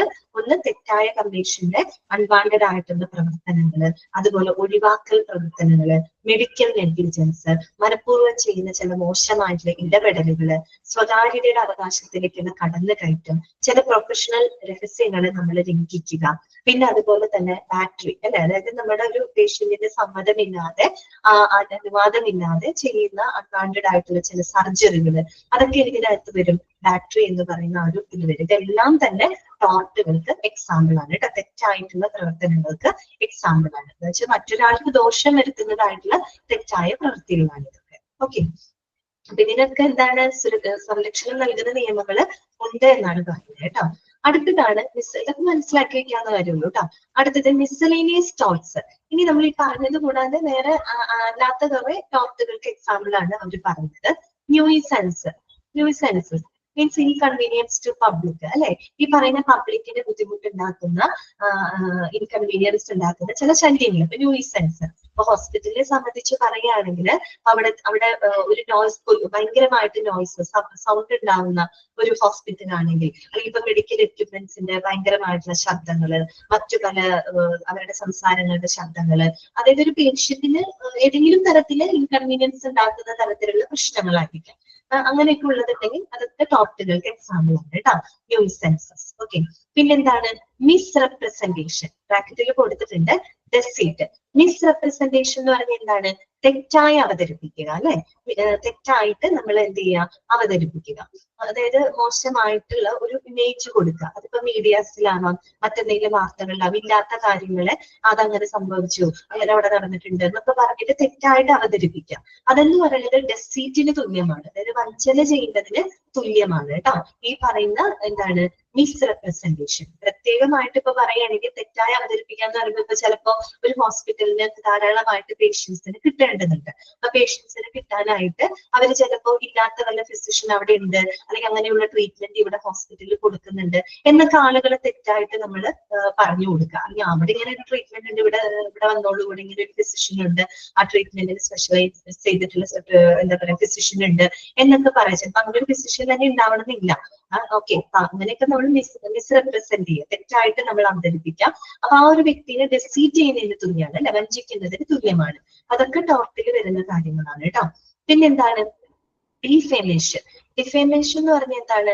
സ്ലാൻഡർ, അതുപോലെ തന്നെ ലിബൽ എന്നാണ് ഉദ്ദേശിക്കുന്നത്. അതായത് അപകീർത്തിപ്പെടുത്താം. അപ്പൊ ഡിഫേമേഷൻ എന്ന് വെച്ചാൽ അപകീർത്തി, അപവാദങ്ങളൊക്കെയാണ് ഉദ്ദേശിക്കുന്നത്. പറഞ്ഞല്ലോ, ആരോപണങ്ങളാണ്. ഹോസ്പിറ്റലിനെ സംബന്ധിച്ച് ഉള്ള തെറ്റായിട്ടുള്ള ആരോപണങ്ങൾ പുറത്തേക്ക് പ്രചരിപ്പിക്കുക, അതൊക്കെ ടോർട്ടിൽ എക്സാമ്പിൾ ആണ്. ഇപ്പൊ സ്ലാൻഡർ എന്ന് പറഞ്ഞാൽ അപവാദമാണ് കേട്ടോ ഉദ്ദേശിക്കുന്നത്. ലിബൽ എന്ന് വെച്ചാൽ ഇതൊക്കെ തന്നെ അപകീർത്തിപ്പെടുത്താം, അങ്ങനെയുള്ള സംഭവങ്ങള്. പിന്നെന്താണ് മലീഷ്യസ് പെർസിക്യൂഷൻ. അതായത് തെറ്റായിട്ട് ചെയ്യുന്ന ക്രൂരമായിട്ടുള്ള ചില പെർസിക്യൂഷൻസ് അല്ലെ, പീഡനം എന്നൊക്കെ പറയാം. പീഡനം എന്ന് വെച്ചാൽ പലതരത്തിലാവാം അല്ലെ, മാനസികമായിട്ടുള്ള പീഡനമാവാം, ശാരീരികമായിട്ടുള്ള പീഡനം, അങ്ങനെ എന്ത് വേണമെങ്കിലും ആവാം. ഒരാൾ ചെയ്യാത്ത തെറ്റിന് നമ്മൾ അവരെ എന്താ പറയാ ക്രൂശിക്കുക, അല്ലെങ്കിൽ അവരെ ജഡ്ജ്മെന്റിന് വിധേയമാക്കുക. അത് ചെയ്തിട്ടില്ലാത്ത തെറ്റായിരിക്കാം, അങ്ങനെയൊക്കെയുള്ള സംഭവങ്ങൾ നടക്കാമല്ലോ. അതൊക്കെയാണ് അതിനകത്ത് വരുന്നത് കേട്ടോ. മലീഷ്യസ് പെർസിക്യൂഷൻ എന്ന് വെച്ചാൽ തെറ്റായിട്ട് ചെയ്യുന്ന, ക്രൂരമായി ചെയ്യുന്ന ചില പീഡനങ്ങൾ. ഇപ്പൊ മാനസികമായിട്ട് ഒരാൾ തെറ്റ് ചെയ്യാത്ത ഒരാളെ നമ്മൾ തെറ്റുകാരനാണെന്ന് പറഞ്ഞ ആൾക്കാരുടെ മുമ്പിൽ റെപ്രസെന്റ് ചെയ്യുകയാണെന്ന് വെച്ചാൽ അവർക്ക് മാനസികമായിട്ട് വേദന ഉണ്ടാക്കും. അപ്പൊ അതൊക്കെ എന്താണ് ടോർട്ടിന് എക്സാമ്പിൾ ആണ് കേട്ടോ. മനസ്സിലായില്ല? അപ്പൊ ലോ ഓഫ് ടോർട്ട് എന്ന് പറഞ്ഞാൽ ഇത്രയേ ഉള്ളൂ. മറ്റൊരാൾക്കോ അവരുടെ സ്വത്തിനോ അവകാശത്തിനോ ദോഷമോ പരിക്കോ ഉണ്ടാക്കുന്നതായിട്ടുള്ള തെറ്റായ പ്രവർത്തനങ്ങളുടെയും ഒഴിവാക്കലുകളെയൊക്കെ കൈകാര്യം ചെയ്യുന്ന സിവിൽ നിയമത്തിന്റെ ഒരു ശാഖ, അതിനെയാണ് നമ്മൾ ലോ ഓഫ് ടോർട്ട്സ് എന്ന് പറയുന്നത്. ടോർട്ട് എന്ന വാക്ക് ലാറ്റിൻ പദമായ ടോർട്ടസ് എന്ന വാക്കിൽ നിന്നുമാണ് ഒറിജിനേറ്റ് ചെയ്ത് വന്നത്. അതിന്റെ അർത്ഥം ക്രൂക്കഡ് അല്ലെങ്കിൽ ട്വിസ്റ്റഡ് എന്നാണ് കേട്ടോ. വളച്ചൊടിച്ചത്, വക്രമായത്, നേരെയല്ലാത്തത് എന്നൊക്കെയുള്ള അർത്ഥമാണ് കേട്ടോ ടോർട്ടസിന്റെ. പിന്നെ നമ്മൾ അതിന് ഒരുപാട് എക്സാമ്പിളുകൾ കണ്ടു കേട്ടോ. ഇനി നമുക്ക് പഠിക്കാനുള്ള ഒരു ആക്ട് ആണ്, നമുക്ക് എല്ലാവർക്കും പരിചയമുള്ള ഒരു ആക്ട് ആണ് കൺസ്യൂമർ പ്രൊട്ടക്ഷൻ ആക്ട് അഥവാ ഉപഭോക്തൃ സംരക്ഷണ നിയമം. വളരെ ഇമ്പോർട്ടന്റ് ആണ് കേട്ടോ. ഇനി ഇവിടെ പറയാവുന്ന നിയമങ്ങളെല്ലാം തന്നെ സെപ്പറേറ്റ് ചെയ്ത് കൊടുത്തതൊക്കെ വളരെ ഇമ്പോർട്ടന്റ് ആയിട്ടുള്ളതാണ് കേട്ടോ. നമ്മൾ അറിഞ്ഞിരിക്കേണ്ടതായിട്ടുള്ള ലോകളാണ്. കുറെയൊക്കെ നിങ്ങൾക്ക് അറിയാവുന്നതുമായിരിക്കും കേട്ടോ. കൺസ്യൂമർ പ്രൊട്ടക്ഷൻ ആക്ട് അഥവാ ഉപഭോക്തൃ സംരക്ഷണ നിയമം. കേട്ടിട്ടില്ലേ? ഉപഭോക്താക്കളുടെ സംരക്ഷണത്തിന് വേണ്ടിയിട്ട് കൊണ്ടുവന്നിട്ടുള്ള ഒരു ആക്ട് ആണ്. വളരെയധികം നല്ലൊരു ആക്ട് ആണ്. ഇങ്ങനെ ഒരു ആക്ട് നിലവിലുള്ളത് കൊണ്ട് തന്നെ അത് ഉപഭോക്താക്കളുടെ സംരക്ഷണത്തിന് ഒരുപാട് എന്താണ് ഗുണം ചെയ്യുന്നുണ്ട് കേട്ടോ. അപ്പൊ നമുക്ക് വായിക്കാം. This act came into, ഇതൊക്കെ ഇമ്പോർട്ടന്റ് ആണ് കേട്ടോ, അണ്ടർലൈൻ ചെയ്ത് വെക്കാം. This act came into force 1st September 1987. 1987 September 1 ഉപഭോക്തൃ സംരക്ഷണ നിയമം നിലവിൽ വന്നത്. പഠിച്ചു വെക്കണം കേട്ടോ. എന്നാണ് ഉപഭോക്തൃ സംരക്ഷണം നിലവിൽ വന്നത്? 1987 സെപ്റ്റംബർ 1 കേട്ടോ. പിന്നെ അടുത്തിടെ അത് ഭേദഗതിയൊക്കെ ചെയ്തു കേട്ടോ. 2019 ഭേദഗതികളൊക്കെ വരുത്തിയിട്ടുണ്ട്, അമെന്റ്മെന്റ്സ് ഒക്കെ നടത്തിയിട്ടുണ്ട്. എന്തായാലും 1987 സെപ്റ്റംബർ 1 വന്നിട്ടുള്ള ആക്ട് ആണ് consumer protection act. Okay, Sreelakshmi correct ആണ് കേട്ടോ. അപ്പൊ നോക്കൂ, അതിന്റെ അഡ്വാൻറ്റേജ് ആണ് പറയുന്നത് കേട്ടോ. അഡ്വാൻറ്റേജ് എന്ന് പറഞ്ഞിട്ട് നേരിട്ട് എഴുതിയേക്കാണ്. അഡ്വാൻറ്റേജ് എന്ന് പറഞ്ഞിട്ട് ജസ്റ്റ് ഒരു ഹൈഫൺ ഇട്ടോളൂ. അതായത് ഈ ഒരു ആക്ടിന്റെ അഡ്വാൻറ്റേജ് എന്താണ്, പ്രയോജനം എന്താന്ന് വെച്ചാല് minimal cost is involved and matter is decided within 3 to 4 months. അതായത് മിനിമൽ കോസ്റ്റ്, ഈ ഒരു കേസ് ഫയൽ ചെയ്താൽ നമുക്ക് ഒത്തിരി ചെലവും കാര്യങ്ങളൊന്നും വരുന്നില്ല. മിനിമൽ കോസ്റ്റിനകത്ത് നിന്നുകൊണ്ട് തന്നെ ഒരു 3-4 മാസത്തിനുള്ളിൽ നമുക്ക് പരിഹാരം കാണാനായിട്ട് സാധിക്കുന്നുണ്ട് ഈ ഒരു ആക്ട് മൂലം. അങ്ങനെ എന്തെങ്കിലും ലംഘനങ്ങൾ നടന്നിട്ടുണ്ടെങ്കിൽ ഈ ഒരു ആക്ട് പ്രകാരം കേസ് രജിസ്റ്റർ ചെയ്ത് കഴിഞ്ഞു കഴിഞ്ഞാൽ ഒരു വിത്തിൻ 3 to 4 മന്തിനുള്ളിൽ തന്നെ നമുക്ക് അതിനൊരു സൊല്യൂഷൻ കണ്ടെത്താനായിട്ട് സാധിക്കും. അതാണ് ഈ ഒരു ആക്ടിന്റെ അഡ്വാൻറ്റേജ് എന്ന് പറയുന്നത്. പിന്നെന്താണ്? They provides redressal for defective goods, deficient service, unfair trade practices. എന്താണ് പറയുന്നത്? Provides redressal. റിഡ്രസൽ എന്ന് പറഞ്ഞാൽ എന്താണ്? പരിഹാരം. ഡിഫക്റ്റീവ് ഗുഡ്സ് അല്ലെ, ഇപ്പൊ ഈ പറയുന്ന വികലമായിട്ടുള്ള എന്തെങ്കിലും ഗുഡ്സുകള് അല്ലെ, സാധനങ്ങൾക്ക് വല്ല കേടുപാട് പറ്റുക, പോരായ്മകൾ പറ്റുക, അങ്ങനെയൊക്കെ വരികയാണെങ്കിൽ, അതുപോലെ തന്നെ ഡെഫിഷ്യന്റ് സർവീസ്, അതുപോലെ സേവനം കൊടുക്കുന്നതിലുള്ള എന്തെങ്കിലും അഭാവം, വേണ്ടത്ര നല്ല രീതിയിൽ സേവനങ്ങൾ കൊടുക്കാതിരിക്കുക. പിന്നെന്താണ്?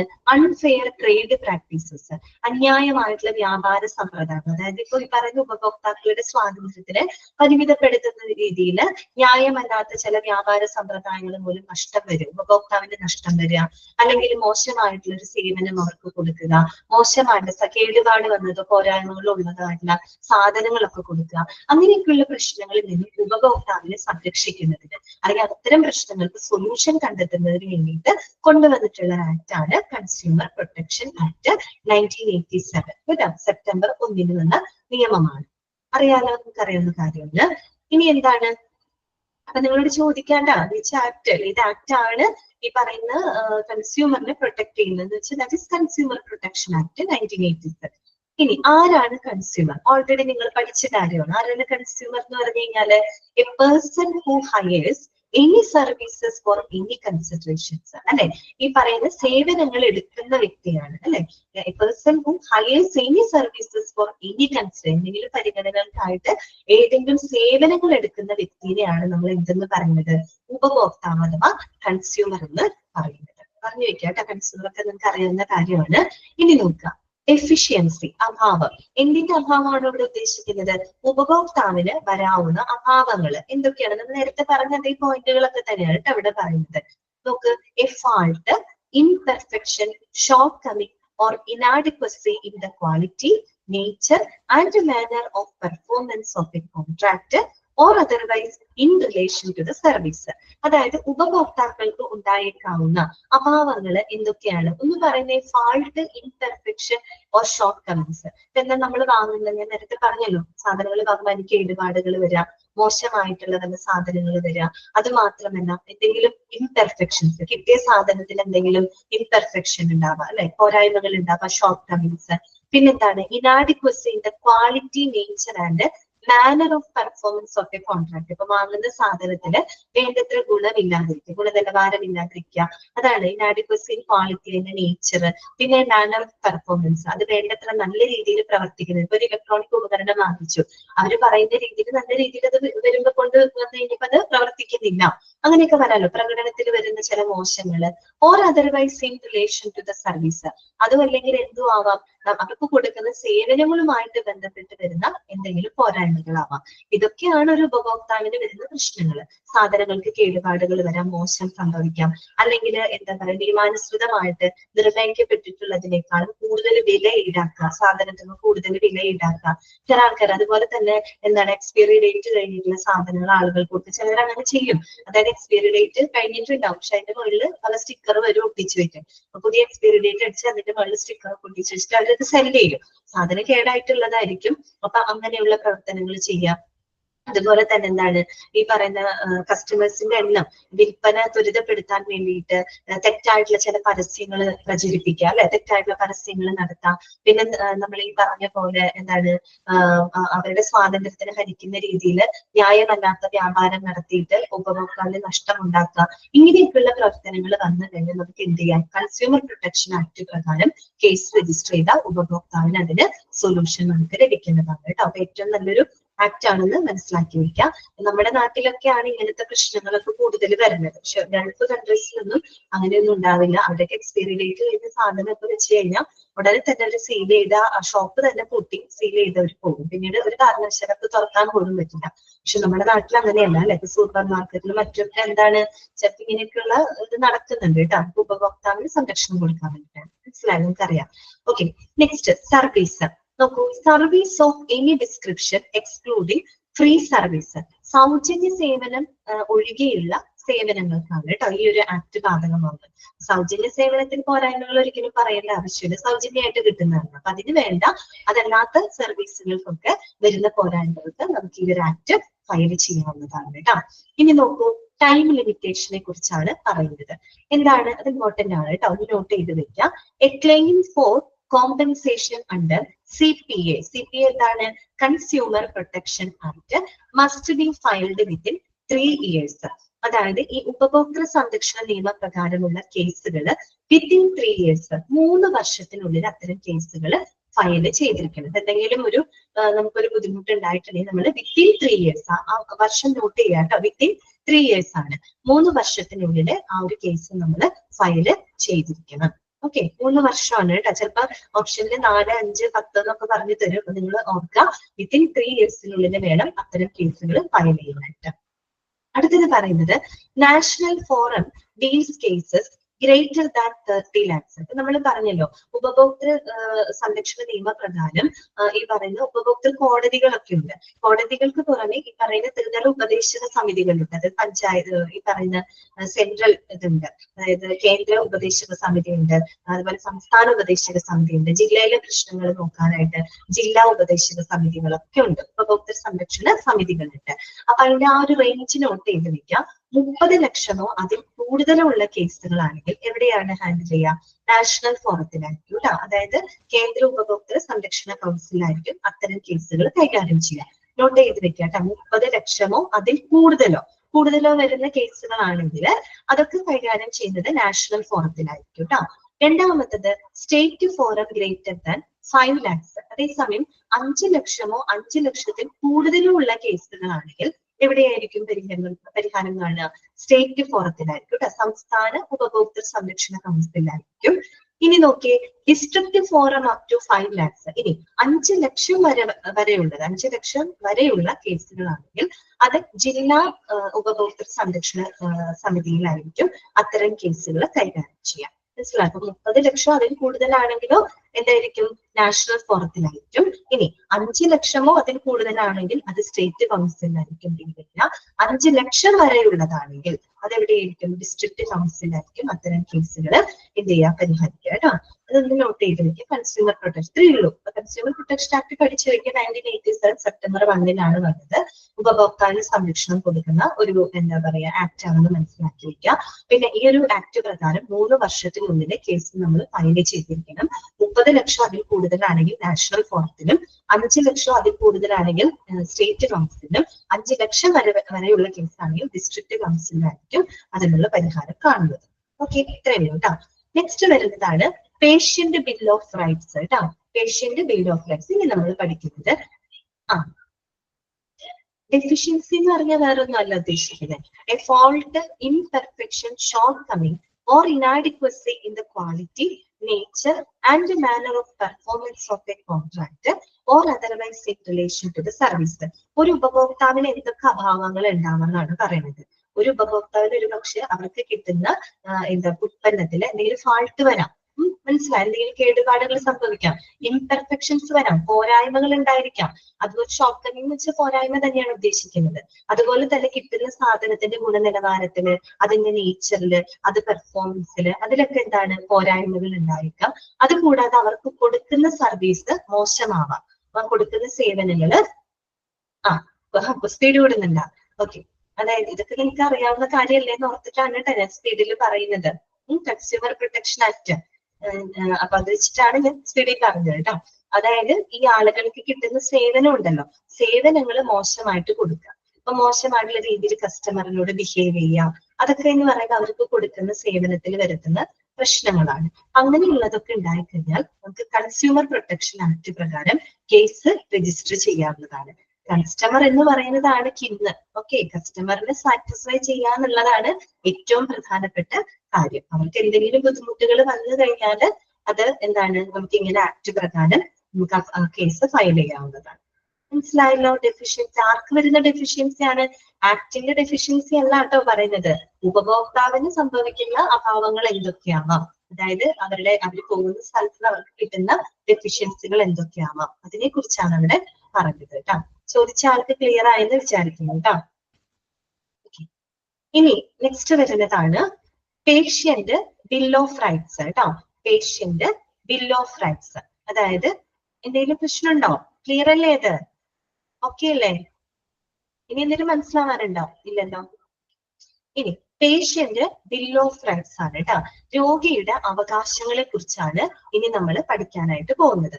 നോക്കാം, അതൊക്കെ അറിയാവുന്ന കാര്യമാണ്. ഒന്ന്, റെസ്പെക്ട്ഫുൾ കെയർ, പേഷ്യന്റിന്റെ അവകാശമാണ് കേട്ടോ. പേഷ്യന്റിന്റെ ബിൽ ഓഫ് റൈറ്റ്സ് ആണ് പറയുന്നത്. റെസ്പെക്ട്ഫുൾ കെയർ, വളരെ മാന്യമായിട്ടുള്ള പരിചരണം കിട്ടാനുള്ള അവകാശം ഓരോ പേഷ്യന്റിനും ഉണ്ട് കേട്ടോ. രണ്ടാമത്തേത് എന്താണ്?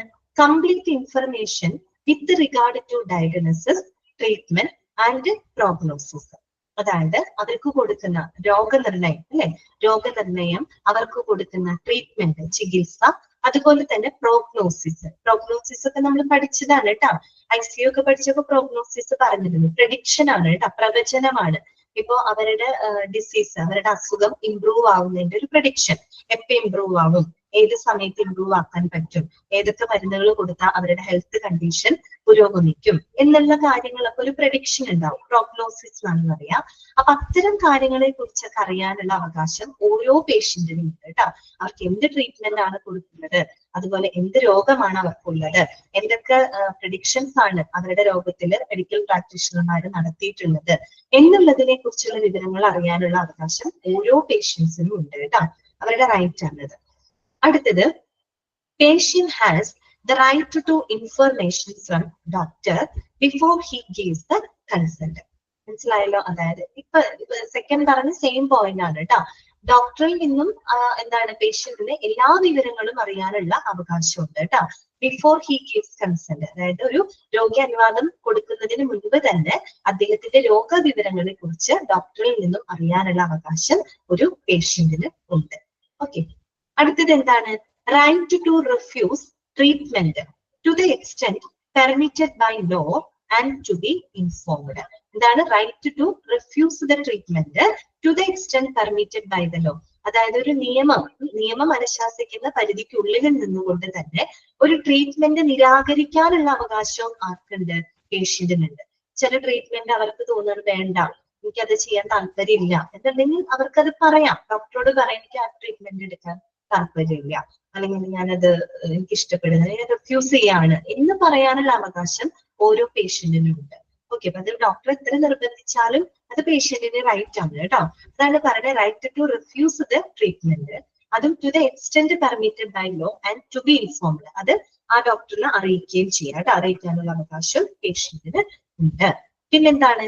മെഡിക്കൽ കോൺസിക്വൻസസ്, അതായത് ഈ പറയുന്ന മെഡിക്കൽ ആയിട്ട് ട്രീറ്റ്മെന്റിലൂടെ ഉണ്ടാകുന്ന ചില അനന്തര ഫലങ്ങൾ ഉണ്ടായിരിക്കും, കോൺസിക്വൻസസ്.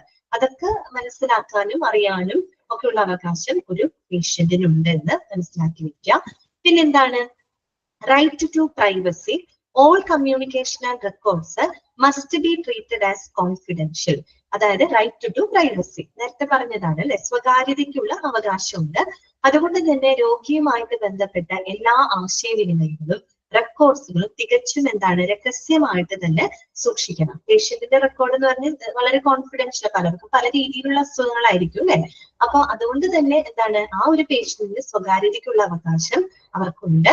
അവരുമായിട്ട് ബന്ധപ്പെട്ട എല്ലാ ആശയവിനിമയങ്ങളും റെക്കോർഡ്സുകളും വളരെ കോൺഫിഡൻഷ്യൽ ആയിട്ട്, വളരെ രഹസ്യമായിട്ട് തന്നെ ഹോസ്പിറ്റലിൽ കീപ്പ് ചെയ്തിരിക്കണം. അത് ഒരു പേഷ്യന്റിന്റെ അവകാശമാണ്. മനസ്സിലായല്ലോ.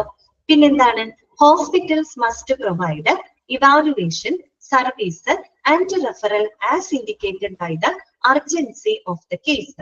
അതായത് ഓരോ കേസിന്റെ അടിയന്തരാവസ്ഥയ്ക്ക് അനുസരിച്ചുകൊണ്ട് അവരെ വിലയിരുത്തുക, അവർക്ക് വേണ്ട ഒരു ട്രീറ്റ്മെന്റ് ഇവാലുവേഷൻ കൊടുക്കുക, സേവനം കൊടുക്കുക. ഇനി ആ ഒരു ഹോസ്പിറ്റലിന് വേണ്ട വിധത്തിലുള്ള സംവിധാനങ്ങൾ അവരുടെ ട്രീറ്റ്മെന്റിന് ഇല്ല എന്നുണ്ടെങ്കിൽ അത്രയും സംവിധാനങ്ങളുള്ള മറ്റേതെങ്കിലും ഹോസ്പിറ്റലിലേക്ക് ആ ഒരു പേഷ്യന്റിനെ റെഫർ ചെയ്യാം. അങ്ങനെയുള്ള സേവനങ്ങളൊക്കെ ഒരു ഹോസ്പിറ്റലിൽ നിർബന്ധമായിട്ട് ഒരു പേഷ്യന്റിന് കൊടുത്തിരിക്കണം. ചില ഹോസ്പിറ്റലിൽ പോകുമ്പോൾ അവരുടെ രോഗത്തിന് ട്രീറ്റ് ചെയ്യാൻ പറ്റുന്ന സംവിധാനങ്ങൾ, റിസോഴ്സസ് ചിലപ്പോൾ അവിടെ ഉണ്ടാവണമെന്നില്ല. സ്വാഭാവികമായിട്ട് ഇവർ എന്ത് ചെയ്യണം, അവർക്ക് നല്ലൊരു ട്രീറ്റ്മെന്റ് കിട്ടാൻ വേണ്ടിയിട്ട് അത്തരം സംവിധാനങ്ങളുള്ള ഹോസ്പിറ്റലിലേക്ക് അവര് റെഫർ ചെയ്തിരിക്കണം. മനസ്സിലായല്ലോ. അതൊക്കെ പേഷ്യന്റിന്റെ ഭാഗത്തു നിന്നുണ്ടാവുന്ന അവരുടെ അവകാശമാണ് കേട്ടോ അതൊക്കെ. പിന്നെന്താണ് പറയുന്നത്, relationship of hospital to other hospital where one is being referred to. അപ്പൊ നമ്മൾ അങ്ങനെ ഒരു ഹോസ്പിറ്റലിലേക്ക് പേഷ്യന്റിനെ റെഫർ ചെയ്യുകയാണെങ്കിൽ ആ ഹോസ്പിറ്റലുമായിട്ട് നല്ലൊരു ആശയവിനിമയം ആർക്കുണ്ടായിരിക്കണം, പറഞ്ഞു വിടുന്ന ഈ ഹോസ്പിറ്റലിന് ഉണ്ടായിരിക്കണം. അപ്പൊ നമുക്ക് എന്തെങ്കിലും ഒരു അസുഖം വന്നു, നമുക്ക് വേണ്ട ട്രീറ്റ്മെന്റ് തരാനുള്ള സംവിധാനം ഈ ഹോസ്പിറ്റലിലില്ല. സ്വാഭാവികമായിട്ട് ഈ ഹോസ്പിറ്റലുകാര് എന്നെ എന്ത് ചെയ്തു, വേറെ ഏതെങ്കിലും ഒരു ഹോസ്പിറ്റലിലേക്ക് റെഫർ ചെയ്തു. അപ്പൊ എന്നെ കൊണ്ടുപോകുന്ന ആ ഹോസ്പിറ്റലും ഈ ഹോസ്പിറ്റലും തമ്മിൽ നല്ലൊരു കമ്മ്യൂണിക്കേഷൻ ഉണ്ടായിരിക്കണം അല്ലെ. കാര്യം ഈ പേഷ്യന്റിനെ പറഞ്ഞു വിടുന്ന ഹോസ്പിറ്റലൊക്കെ ആ ഒരു പേഷ്യന്റ് ഉത്തരവാദിത്തം ഈ ഒരു ഹോസ്പിറ്റലിനുണ്ട് അല്ലെ. അപ്പൊ അവരെ സംബന്ധിച്ച എല്ലാ വിവരങ്ങളും അവരുമായിട്ട് കമ്മ്യൂണിക്കേറ്റ് ചെയ്യേണ്ടത് ആവശ്യമാണ്. ഇതൊക്കെ പേഷ്യന്റിന്റെ റൈറ്റുകളാണ് കേട്ടോ. നെക്സ്റ്റ് വരുന്നത് right to refuse to take part in research. Right to refuse to take part in research. ഇപ്പൊ റിസർച്ചുകളിലൊക്കെ പങ്കെടുക്കുന്നതിന് അത് റിഫ്യൂസ് ചെയ്യാനുള്ള അവകാശം ആർക്കുണ്ട്, ഈ പറയുന്ന പേഷ്യന്റിനുണ്ട്. അപ്പൊ നമ്മൾ നേരത്തെ പറഞ്ഞില്ലേ റൈറ്റ് ടു റിഫ്യൂസ് ട്രീറ്റ്മെന്റ് എന്നതുപോലെ right to refuse to take part in research. ചില റിസർച്ചുകളിന്റെ ഭാഗമായി റിസർച്ചുകളിന്റെ ഒക്കെ എന്താണ് പങ്കെടുക്കുക, അല്ലെങ്കിൽ അതിനൊന്നും അവര് പേഷ്യൻസിന് ഇഷ്ടമല്ലെങ്കിൽ അവരെ അതിനെ നിർബന്ധിക്കരുത്. അപ്പൊ അതൊക്കെ റിഫ്യൂസ് ചെയ്യാനുള്ള റൈറ്റും പേഷ്യന്റിന് ഉണ്ട് എന്നുള്ളത് മനസ്സിലാക്കി വെക്കാം. പിന്നെന്താണ്, right to know the appointments or availability of doctor, continuity of health care demands after the discharge. അതായത് ഡോക്ടറുടെ ലഭ്യത, അവരുദ്ദേശിക്കുന്ന ഡോക്ടർ ആ ഹോസ്പിറ്റലിൽ അവൈലബിൾ ആണോ, ആ ഡോക്ടറുടെ ലഭ്യത, അവരുടെ അപ്പോയിന്റ്മെന്റുകള്, അതുപോലെ തന്നെ ഡിസ്ചാർജിന് ശേഷമുള്ള അവരുടെ ആരോഗ്യ സംരക്ഷണ പരിചരണങ്ങള് എന്നിവയ്ക്കുള്ള അവകാശം ആർക്കുണ്ട്, പേഷ്യന്റിനുണ്ട്. അപ്പൊ അവിടുന്ന് ഡിസ്ചാർജ് ചെയ്ത് പോയാലും അവർക്ക് ഡിസ്ചാർജ് ചെയ്തതിന് ശേഷം മറ്റെന്തെങ്കിലും ആരോഗ്യ പ്രശ്നങ്ങൾ ഉണ്ടെങ്കിൽ അതുമായിട്ട് ബന്ധപ്പെട്ട പരിചരണങ്ങൾ കിട്ടാനും ആർക്ക് അവകാശമുണ്ട്, പേഷ്യന്റിന് അവകാശമുണ്ട്. അതുപോലെ തന്നെ അവരുദ്ദേശിക്കുന്ന ഡോക്ടർ അവിടെ അവൈലബിൾ ആണോ എന്നൊക്കെ അറിയാനുള്ള അവകാശമുണ്ട് കേട്ടോ. എന്താണ് റൈറ്റ് ടു, ഒന്ന് പറഞ്ഞേ. റൈറ്റ് ടു റിഫ്യൂസ് എന്നാണ് ഇതിൽ കിടക്കുന്നത്. എന്താണ് ടെക്സ്റ്റിൽ right to deny, okay, to kept research, okay, right to അതാണ് എന്തെങ്കിലും നോക്കൂ, ഈ പ്രിന്റിനകത്ത് കിടക്കുന്ന അതാണ്. അപ്പൊ ഞാനും വിചാരിച്ചത് എന്താണ് ഇവിടെ ഉദ്ദേശിക്കുന്നത്, റൈറ്റ് ടു ഡിനേ അല്ലെ. Okay, right to deny to take part in research, അതായത് നിഷേധിക്കാനുള്ള അവകാശം ഉണ്ടെന്ന് കേട്ടോ. To kept in research, okay, റിസർച്ചില് പങ്കാളിത്തം വഹിക്കുന്ന റിസർച്ചില് എന്താണ് പങ്കെടുക്കുക, ഈ പറയുന്ന പോലെ ഡിനേ ചെയ്യാനായിട്ട് അതിലേക്ക് നിഷേധിക്കാനുള്ള ഒരു അവകാശം ആർക്കുണ്ട്, ഈ പറയുന്ന പേഷ്യന്റിനുണ്ട്. അങ്ങനെയാണ് നിങ്ങളുടെ ടെസ്റ്റിൽ കൊടുത്തത്. റിഫ്യൂസ് ചെയ്യാന്ന് വെച്ചാൽ നിരാകരിക്കാം, ഡിനേ ചെയ്യാന്ന് പറയുന്നത് നിഷേധിക്കാം. ഏകദേശം ഒരു അർത്ഥത്തിൽ തന്നെയാണ് കേട്ടോ. അടുത്തത് വരുന്നത് എന്താണ്, right to inspect and receive explanation of bill. അതായത് ബില്ലിനെ കുറിച്ച് അറിയാനും അതിന്റെ വിശദാംശങ്ങളൊക്കെ അറിയാനുള്ള അവകാശം, പരിശോധിക്കാനുള്ള അവകാശമൊക്കെ ആർക്കുണ്ട്, പേഷ്യന്റിനുണ്ട്. അത് നമ്മൾ നേരത്തെ ഏതോ ചാപ്റ്ററിനകത്ത് പഠിച്ചിട്ടുണ്ട്. ബില്ല് അറിയാനുള്ള അവകാശമുണ്ട് എന്നൊക്കെ പറഞ്ഞു. ബില്ല് അറിയാനും അതിന്റെ വിശദാംശങ്ങളൊക്കെ പരിശോധിക്കാനുള്ള അവകാശം ഓരോ പേഷ്യന്റിനും ഉണ്ട് കേട്ടോ. പിന്നെന്താണ്, റൈറ്റ് ടു ഹോസ്പിറ്റൽ റൂൾസ്. ഹോസ്പിറ്റൽ നിയമങ്ങൾ അറിയാനുള്ള അവകാശം ആർക്കുണ്ട്, ഈ പറയുന്ന പേഷ്യൻസിന് ഉണ്ട്. മനസ്സിലായത്? ഇതൊക്കെ എന്താണ് നമ്മൾ പഠിച്ചത് മുഴുവൻ ബിൽ ഓഫ് റൈറ്റ്സ് ആണ്. ആരുടെ? പേഷ്യന്റിന്റെ. അപ്പൊ മനസ്സിലായല്ലോ, ക്ലിയർ ആണല്ലോ. ഇത് കൂടുതലൊന്നും എക്സ്പ്ലെയിൻ ചെയ്യാനില്ല കേട്ടോ. അവരുടെ അവകാശങ്ങളാണ്. അവർക്ക് സ്വകാര്യതയ്ക്കുള്ള അവകാശമുണ്ട്, നല്ല മെഡിക്കൽ കെയർ കിട്ടാനുള്ള അവകാശമുണ്ട്, അതുപോലെ തന്നെ ഹോസ്പിറ്റൽ റൂൾ അറിയാനുള്ള അവകാശമുണ്ട്, ചില ട്രീറ്റ്മെന്റ് അവർക്ക് നിഷേധിക്കാനുള്ള അവകാശങ്ങളുണ്ട്. ഇതൊക്കെ ബിൽ ഓഫ് റൈറ്റ്സിൽ പെടുന്നതാണ് കേട്ടോ. ഇനി നമുക്ക് പഠിക്കാനുള്ളത് miscellaneous acts that can be applied to hospitals. ഇനി ഹോസ്പിറ്റലിന് അപ്ലൈ ചെയ്യാവുന്ന മറ്റു ചില ലോകളെ കുറിച്ചാണ്, ആക്ടുകളാണ് നമ്മൾ ഇനി പരിചയപ്പെടാനായിട്ട് പോകുന്നത് കേട്ടോ. കൺസ്യൂമർ പ്രൊട്ടക്ഷൻ ആക്ട് ഹോസ്പിറ്റലിലും അപ്ലൈ ചെയ്യാം. അല്ല, ഹോസ്പിറ്റലിൽ ഒരു എന്താണ് സേവനം കൊടുക്കുന്ന ഒരു സ്ഥാപനമാണ്, മറ്റെല്ലായിടത്തും അപ്ലൈ ചെയ്യാം കേട്ടോ. ഇനി നമുക്ക് ഹോസ്പിറ്റലിന് മാത്രം അപ്ലൈ ചെയ്യാവുന്ന ചില ആക്ടുകളാണ് ഇനി പറയുന്നത് കേട്ടോ. ഫസ്റ്റ് വൺ പഠിച്ചു വെക്കുക, വർഷമൊക്കെ പഠിച്ചു വെക്കുക കേട്ടോ. Societies registration act 1860, 1860 societies registration act കേട്ടോ. പഠിച്ചു വെക്കണേ, 1860 കേട്ടോ. 1860 സൊസൈറ്റീസ് രജിസ്ട്രേഷൻ ആക്ട്. എന്താണ് ഈ ആക്ട് പ്രകാരം പറയുന്നത്? The societies registration act 1860 controls the working and the management of institutions established or owned by the charitable trust. അതായത് ഒരു ചാരിറ്റബിൾ ട്രസ്റ്റിന്റെ ഉടമസ്ഥതയിലുള്ളതോ അല്ലെങ്കിൽ അതിന് കീഴിൽ സ്ഥാപിതമായിട്ടുള്ള എന്താ പറയുക ഹോസ്പിറ്റലുകളൊക്കെ ഉണ്ടായിരിക്കും അല്ലെ, അതിന്റെ പ്രവർത്തനങ്ങള്, മാനേജ്മെന്റ് അതൊക്കെ നിയന്ത്രിക്കുന്നതിനായിട്ട് കൊണ്ടുവന്നിട്ടുള്ള ഒരു നിയമമാണ് societies registration act 1860 1860 societies registration act.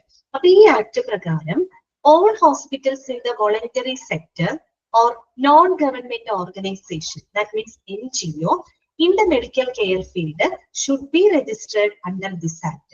ഈ ഒരു സൊസൈറ്റീസ് രജിസ്ട്രേഷൻ ആക്ട് പ്രകാരം സന്നദ്ധ മേഖലയിൽ പ്രവർത്തിക്കുന്ന എല്ലാ ഹോസ്പിറ്റലുകളും, അത് മാത്രമല്ല ചില നോൺ ഗവൺമെന്റ് ഓർഗനൈസേഷൻസ് ഉണ്ടായിരിക്കും, ഗവൺമെന്റ് അല്ലാത്ത ഹെൽത്ത് കെയറിൽ, അതായത് മെഡിക്കൽ ഫീൽഡിൽ പ്രവർത്തിക്കുന്ന ചില ഓർഗനൈസേഷൻസ് ഒക്കെ ഉണ്ടായിരിക്കും, സംഘടനകള്, അവയെല്ലാം തന്നെ ഈ ഒരു ആക്ടില് രജിസ്റ്റർ ചെയ്യേണ്ടതാണ് എന്നാണ് പറയുന്നത്.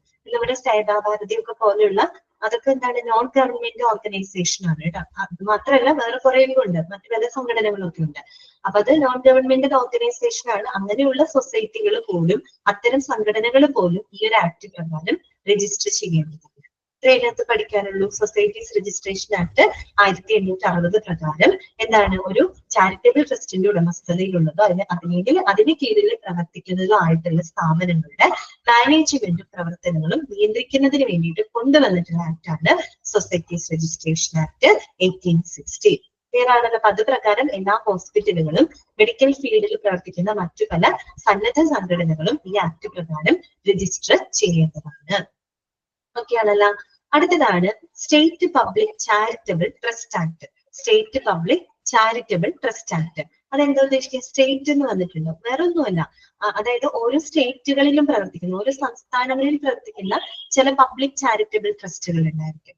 അപ്പൊ അവയൊക്കെ കൺട്രോൾ ചെയ്യുന്നതായിട്ട്, അല്ലെങ്കിൽ അവരുടെ മാനേജ്മെന്റ്, അവരുടെ പ്രവർത്തനങ്ങളൊക്കെ കൺട്രോൾ ചെയ്യുന്നതിന് വേണ്ടിയിട്ട് അതത് സംസ്ഥാനങ്ങളിൽ എസ്റ്റാബ്ലിഷ് ചെയ്തിട്ടുള്ള ആക്ടുകൾ ഉണ്ടായിരിക്കും. അതാണ് അവിടെ ഉദ്ദേശിക്കുന്നത് state public charitable trust act. National ലെവലിൽ ആക്ട് ഉണ്ടായിരിക്കും. അതുകൂടാതെ ഓരോ സംസ്ഥാനങ്ങളും അവരുടെ കീഴിൽ ആ ഒരു സംസ്ഥാനത്ത് പ്രവർത്തിക്കുന്ന ചില പബ്ലിക് ചാരിറ്റബിൾ ട്രസ്റ്റുകൾ ഉണ്ടായിരിക്കും അല്ലെ. അപ്പൊ അവയുടെ നടത്തിപ്പിന് വേണ്ടിയിട്ട് ഓരോ സംസ്ഥാനങ്ങളും എന്തുണ്ടാക്കുന്നു? ഓരോ ആക്ടുകൾ അവര് എസ്റ്റാബ്ലിഷ് ചെയ്യുന്നു. ആ ഒരു ആക്ടിന്റെ കീഴിലും എന്താണ് ഈ പറയുന്ന സ്ഥാപനങ്ങള് രജിസ്റ്റർ ചെയ്തിരിക്കുന്നതാണ് അവിടെ ഉദ്ദേശിക്കുന്നത് കേട്ടോ. നമുക്ക് വായിക്കാം. Some states have enacted their own public charitable trust act, which normally controls the detailed working and the management of hospitals established by public charitable trust. മനസ്സിലായി. ഇപ്പൊ നമ്മുടെ തിരുവനന്തപുരത്തുള്ള റീജിയണൽ ക്യാൻസർ സെന്റർ അത് കേരള സ്റ്റേറ്റിലുള്ള ഒരു പബ്ലിക് ചാരിറ്റബിൾ ട്രസ്റ്റ് ആണ് അല്ലെ. അപ്പൊ അത് കൺട്രോൾ ചെയ്യാനായിട്ട് നമ്മുടെ കേരള ഗവൺമെന്റിന് അതിൻ്റെതായ ആക്ടുകൾ ഉണ്ടായിരിക്കും. അപ്പൊ ആ ഒരു ആക്ടിന്റെ കീഴിലും ആ ഒരു സ്ഥാപനം എന്ത് ചെയ്തിരിക്കണം? രജിസ്റ്റർ ചെയ്തിരിക്കണം. അതുപോലെ തന്നെ നമ്മുടെ ടാറ്റ മെമ്മോറിയൽ ട്രസ്റ്റ് മുംബൈയിൽ പ്രവർത്തിക്കുന്നത്, മഹാരാഷ്ട്ര അല്ലെ, ആ ഒരു സ്റ്റേറ്റിനകത്ത് പ്രവർത്തിക്കുന്ന ആ സ്റ്റേറ്റിന് അത് നിയന്ത്രിക്കാനുള്ള ചില ആക്ടുകൾ ആ സ്റ്റേറ്റ് മഹാരാഷ്ട്ര സർക്കാർ മുന്നോട്ട് വെച്ചിട്ടുണ്ട്. അപ്പൊ അതും ആ ഒരു ആക്ടിന് കീഴിലും അത് രജിസ്റ്റർ ചെയ്തിരിക്കണം. എന്ന് പറഞ്ഞാൽ ഓരോ സംസ്ഥാനത്തും പ്രവർത്തിക്കുന്ന പബ്ലിക് ചാരിറ്റബിൾ ട്രസ്റ്റിന് വേണ്ടിയിട്ട് അതത് സംസ്ഥാനങ്ങൾ മുന്നോട്ട് വെക്കുന്ന ചില നിയമങ്ങളുണ്ട്. അതാണ് state public charitable trust act. അപ്പൊ അതിന്റെ കീഴിൽ രജിസ്റ്റർ ചെയ്യുന്നത്. മനസ്സിലായല്ലോ? Okay. In such states, the society should also be registered under the State Act.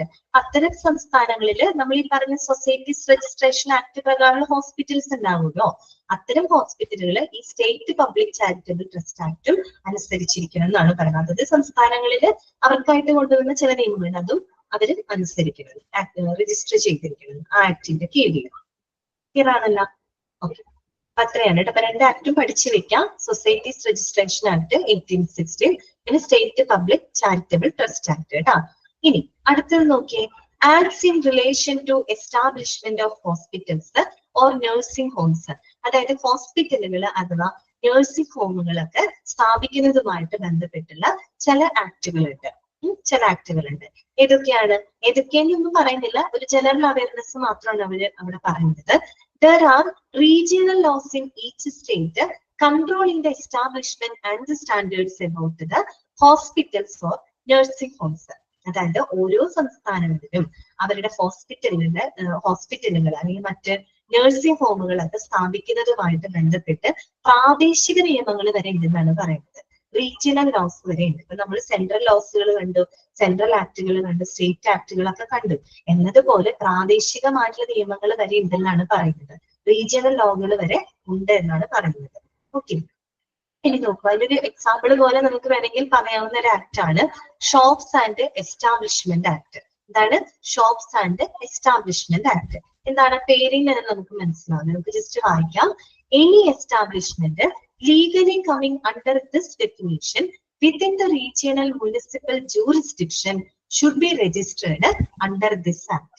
അതായത് നമ്മുടെ പ്രാദേശിക മുനിസിപ്പൽ പരിധിക്കുള്ളിലൊക്കെ പ്രവർത്തിക്കുന്ന ഏതൊരു സ്ഥാപനം, ഏത് ഷോപ്പ് ആണെങ്കിലും ഏത് ഹോസ്പിറ്റൽ ആണെങ്കിലും എന്താണെങ്കിലും ശരി, ഏത് സ്ഥാപനമാണെങ്കിലും ഈ പറയുന്ന ഷോപ്സ് ആൻഡ് എസ്റ്റാബ്ലിഷ്മെന്റ് ആക്ടിന്റെ കീഴിൽ രജിസ്റ്റർ ചെയ്തിരിക്കണം. ഒരു ഷോപ്പ് ഒരു പ്രവർത്തിക്കുന്ന ഒരു സ്ഥലമാണെങ്കിൽ ആ ഒരു സ്ഥലമായിട്ട് ബന്ധപ്പെട്ട പഞ്ചായത്തോ മുനിസിപ്പാലിറ്റിയോ അവിടെ എന്ത് ചെയ്തിരിക്കണം, രജിസ്റ്റർ ചെയ്തിരിക്കണം. മനസ്സിലായോ? അല്ലെങ്കിൽ അവരുടെ ഒരു ലോകൾക്ക് അനുസരിച്ച് വേണം ആ ഒരു ഷോപ്പ് പ്രവർത്തിക്കാനായിട്ട്. നമ്മൾ നേരത്തെ പറഞ്ഞല്ലോ റീജിയണൽ ലോകളും ഉണ്ടെന്ന് പറഞ്ഞല്ലോ, പ്രാദേശിക നിയമങ്ങളുണ്ട്.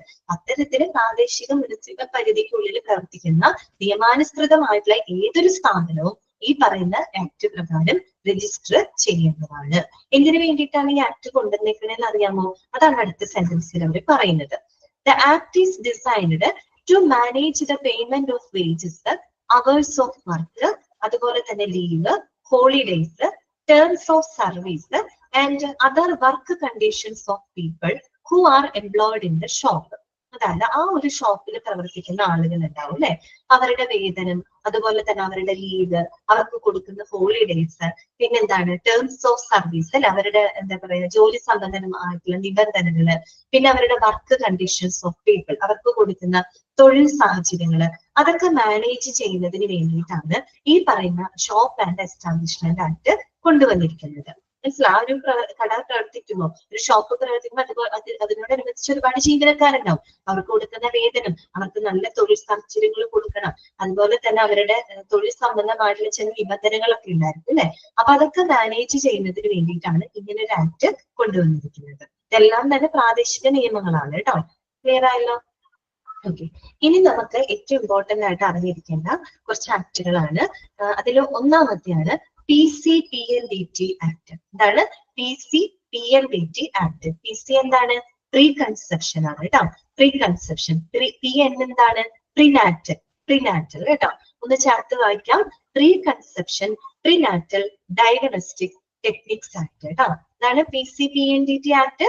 Pre conception prenatal diagnostic techniques act. വേറൊന്നുമില്ല, ഈ പെൺഭ്രൂണഹത്യ ഉണ്ടല്ലോ അത് തടയുന്നതിന് വേണ്ടിയിട്ട് എന്താണ് കൊണ്ടുവന്നിട്ടുള്ള ഒരു നിയമമാണ് കേട്ടോ ഈ പറയുന്ന PCPNDT ആക്ട്. നമ്മുടെ നാട്ടില് എന്ത് ചെയ്യില്ല, നമ്മുടെ നാട്ടില് സ്കാനിങ്ങില് ഒരിക്കലും കുട്ടി ആണാണോ പെണ്ണാണോ എന്നും പറയാനായിട്ട് പാടില്ല. ഈ ആക്ട് പ്രകാരം അങ്ങനെ എന്താണ് കുട്ടികളുടെ സെക്സ് വെളിപ്പെടുത്താന്ന് പറയുന്നത് വളരെ വലിയൊരു ഒഫൻസ് ആണ്. കാര്യം അറിയാൻ ഒരു കാലഘട്ടത്തില് പെൺകുട്ടികളാണെന്ന് അറിഞ്ഞു കഴിഞ്ഞാല് അവരെ എന്താണ് പ്രഗ്നൻസിയിൽ തന്നെ കൊന്നുകളയായിരുന്നു. അങ്ങനെ വന്നപ്പോൾ നമ്മുടെ ഇന്ത്യയിൽ ഈ പറയുന്ന ഫീമെയിൽ സെക്സ് റേഷ്യോ വളരെയധികം കുത്തനെ കുറയാനായിട്ട് തുടങ്ങി.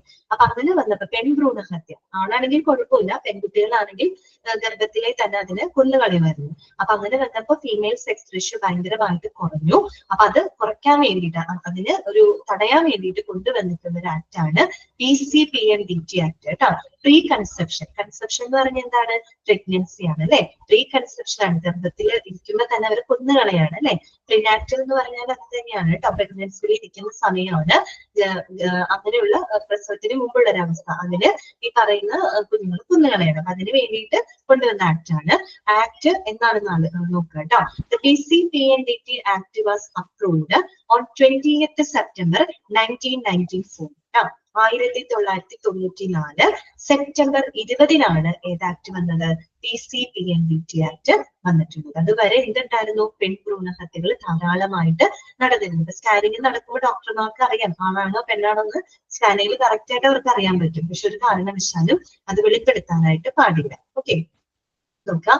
The pre-conception and prenatal diagnostic techniques, that means prohibition of sex selection act, PCPNDT act is a statute approved to stop the female feticide that has resulted in declining the female sex ratio in India. ഇന്ത്യക്കകത്ത് female sex ratio കുറയുന്നതിന് കാരണമായിട്ടുള്ള പെൺഭ്രൂണഹത്യ തടയുന്നതിന് വേണ്ടിയിട്ട് കൊണ്ടുവന്ന act ഏതാണെന്ന് ചോദിച്ചാൽ നിങ്ങൾ പറയണം PCPNDT ആക്ട് ആണ്. എന്താണ് വന്നത്? 1994 സെപ്റ്റംബർ 20 കേട്ടോ. സെപ്റ്റംബർ 20-നാണ്. ഓക്കെ, ഇനി ഒരു ആക്ട് കൂടെ പറഞ്ഞിട്ട് നമുക്ക് അവസാനിപ്പിക്കാം. പിന്നെ ഒരെണ്ണം കൂടെ ഉള്ളൂ, രണ്ടെണ്ണം കൂടെ ഉണ്ട്, നമുക്ക് അടുത്ത ക്ലാസ്സിൽ പറയാം. അടുത്തതാണ് MTP ആക്ട് കേട്ടോ. ഇതാണ് MTP act, medical termination of pregnancy act കേട്ടോ. 1971 നോട്ട് ചെയ്ത് വെക്കണം കേട്ടോ, ചോദിക്കാറുണ്ട്. 1971 medical termination of pregnancy act ആണ്. This act to provide for the stoppage of certain pregnancies by the registered medical practitioners and for matters linked therewith. അതായത് ചില medical പ്രാക്ടീഷണർമാര് എന്താണ് registered medical പ്രാക്ടീഷണർമാര് എന്താ പറയാ, ഈ പറയുന്ന പ്രഗ്നൻസി സ്റ്റോപ്പ് ചെയ്യുന്നതുമായിട്ടും അങ്ങനെയുള്ള കാര്യങ്ങളുമായിട്ട് ബന്ധപ്പെട്ടിട്ടുള്ള ഒരു നിയമമാണ് medical termination of pregnancy act എന്ന് പറയുന്നത് കേട്ടോ. 1971 എന്ന് പറഞ്ഞാൽ സാധാരണ നമ്മള് 2 or 3 ഡെലിവറി കഴിഞ്ഞാൽ ഡെലിവറി സ്റ്റോപ്പ് ചെയ്യാറുണ്ട്. അത് ഇതിനകത്ത് വരില്ല കേട്ടോ. അതുമായിട്ട് ബന്ധപ്പെട്ടതല്ല, ഗർഭഛിദ്രമായിട്ട് ബന്ധപ്പെട്ടതാണ് കേട്ടോ. ഗർഭഛിദ്രവുമായിട്ട് ബന്ധപ്പെട്ടിരിക്കുന്ന ഒരു ആക്ട് ആണ് medical termination of pregnancy act 1971. അത് വളരെ ലൈസൻസ്ഡ് ആയിട്ടുള്ള മെഡിക്കൽ പ്രാക്ടീഷണർമാർ മാത്രമേ ചെയ്യാനായിട്ട് പാടുള്ളൂ. അബോർഷൻ ചെയ്യാന്ന് പറയില്ല, ആ സംഭവമാണ് കേട്ടോ. അപ്പൊ വളരെ അതല്ല, അബോർഷനാണ് കേട്ടോ ഉദ്ദേശിക്കുന്നത്. അല്ലാണ്ട് മറ്റേ ഡെലിവറി കഴിഞ്ഞിട്ട് ഡെലിവറി സ്റ്റോപ്പ് ചെയ്യുന്നതുമായിട്ട് ബന്ധപ്പെട്ടതല്ല, ഗർഭഛിദ്രവുമായിട്ട് അബോർഷനുമായിട്ട് ബന്ധപ്പെട്ട ഒരു ആക്ട് ആണ്. അത് വളരെ ലൈസൻസ്ഡ് ആയിട്ടുള്ള മെഡിക്കൽ പ്രാക്ടീഷണർമാർ മാത്രമേ അത് ചെയ്യാനായിട്ട് പാടുള്ളൂ. വെറുതെ ചെയ്യാൻ പാടില്ല, കൃത്യമായിട്ടുള്ള കാര്യകാരണം ഉണ്ടായിരിക്കണം കേട്ടോ.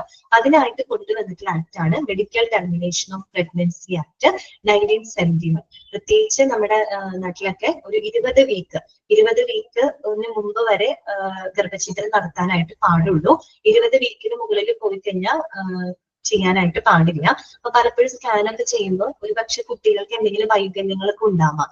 അങ്ങനെയുള്ള കേസിൽ അവര് തന്നെ സജസ്റ്റ് ചെയ്യും അത് BNC ചെയ്യാം എന്നുള്ളത് സജസ്റ്റ് ചെയ്യും. പിന്നെ മാത്രമല്ല, അല്ലാത്ത കേസുകൾ വരാം. ഇപ്പോ റേപ്പ് വിക്ടിം അതിന്റെയൊക്കെ പേരിൽ പ്രഗ്നന്റ് ഒക്കെ ആവാം, അങ്ങനത്തെ കേസുകളൊക്കെ വരില്ല. അപ്പൊ അതൊക്കെ കൃത്യമായിട്ട് കോടതി ഇടപെട്ടുകൊണ്ട് വേണം അത്തരം മെഡിക്കൽ ടെർമിനേഷൻ അവിടെ ചെയ്യാനായിട്ട്. പിന്നെ മാത്രമല്ല, വളരെ ലൈസൻസ്ഡ് ആയിട്ടുള്ള മെഡിക്കൽ പ്രാക്ടീഷണർമാര് മാത്രമേ അത് ചെയ്യാനായിട്ട് പാടുള്ളൂ. പ്രത്യേകിച്ച് ഗവൺമെന്റ് ഹോസ്പിറ്റലുകൾ അല്ലെങ്കിൽ ഗവൺമെന്റ് അക്രഡിറ്റഡ് ആയിട്ടുള്ള സ്ഥാപനങ്ങളിൽ മാത്രമാണ് അത്തരത്തിലുള്ള പ്രവർത്തനങ്ങൾ ചെയ്യുള്ളൂ. അതുപോലെ 20 വീക്കിന് മുകളിലൊക്കെ പോയിട്ട് പ്രഗ്നൻസി ഇതുപോലെ ടെർമിനേറ്റ് ചെയ്യേണ്ടി വന്നു കഴിഞ്ഞാൽ 2 മെഡിക്കൽ പ്രാക്ടീഷണർമാരുടെ സാന്നിധ്യത്തിൽ വേണം. പിന്നെ നമ്മുടെ കോടതിയുടെ അനുവാദം കൂടെ വേണം കേട്ടോ. അപ്പൊ അതൊക്കെ വളരെ പുറത്തൊന്നും അങ്ങനെയല്ല, പുറത്ത് ചിലപ്പോൾ 8 മാസം 5 മാസം ഉള്ളപ്പോ വരെ ചെയ്യുന്ന ആൾക്കാരുണ്ട്. നമ്മുടെ നാട്ടിലത് സാധിക്കണം. ചെയ്യരുത് കേട്ടോ, ചെയ്യുന്ന വലിയ തെറ്റാണെന്നുള്ളത് മനസ്സിലാക്കി വെക്കാം. അപ്പൊ മെഡിക്കൽ ടെർമിനേഷൻ ഓഫ് പ്രഗ്നൻസി ജീവനെയാണ് നശിപ്പിച്ച് കളയുന്നത് കേട്ടോ.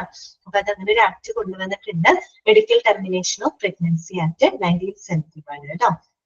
ഓക്കെ, ഇനി നമുക്ക് പറയാൻ സമയമില്ലല്ലോ, 2 എണ്ണം കൂടെ ഉള്ളൂ. അത് പറയണോ അതോ അടുത്ത ക്ലാസ്സിൽ പറഞ്ഞാൽ മതിയോ? എന്ത് വേണം പറഞ്ഞു? അടുത്ത ക്ലാസ്സിൽ പറയാം, ഇല്ലാണോ? എന്തെങ്കിലും ഒന്ന് റെസ്പോണ്ട് ചെയ്യുകയാണെങ്കിൽ നല്ലതായിരിക്കും. നെക്സ്റ്റ് 2 റൂളുകൾ നമുക്ക് നെക്സ്റ്റ് ക്ലാസ്സിൽ പറഞ്ഞാൽ മതിയോ?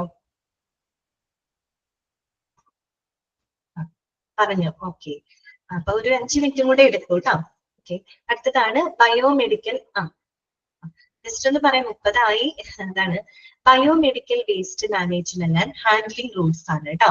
അതായത് 2 കാര്യങ്ങളേ ഉള്ളൂ, വർഷം നോട്ട് ചെയ്ത് വെക്കാം കേട്ടോ.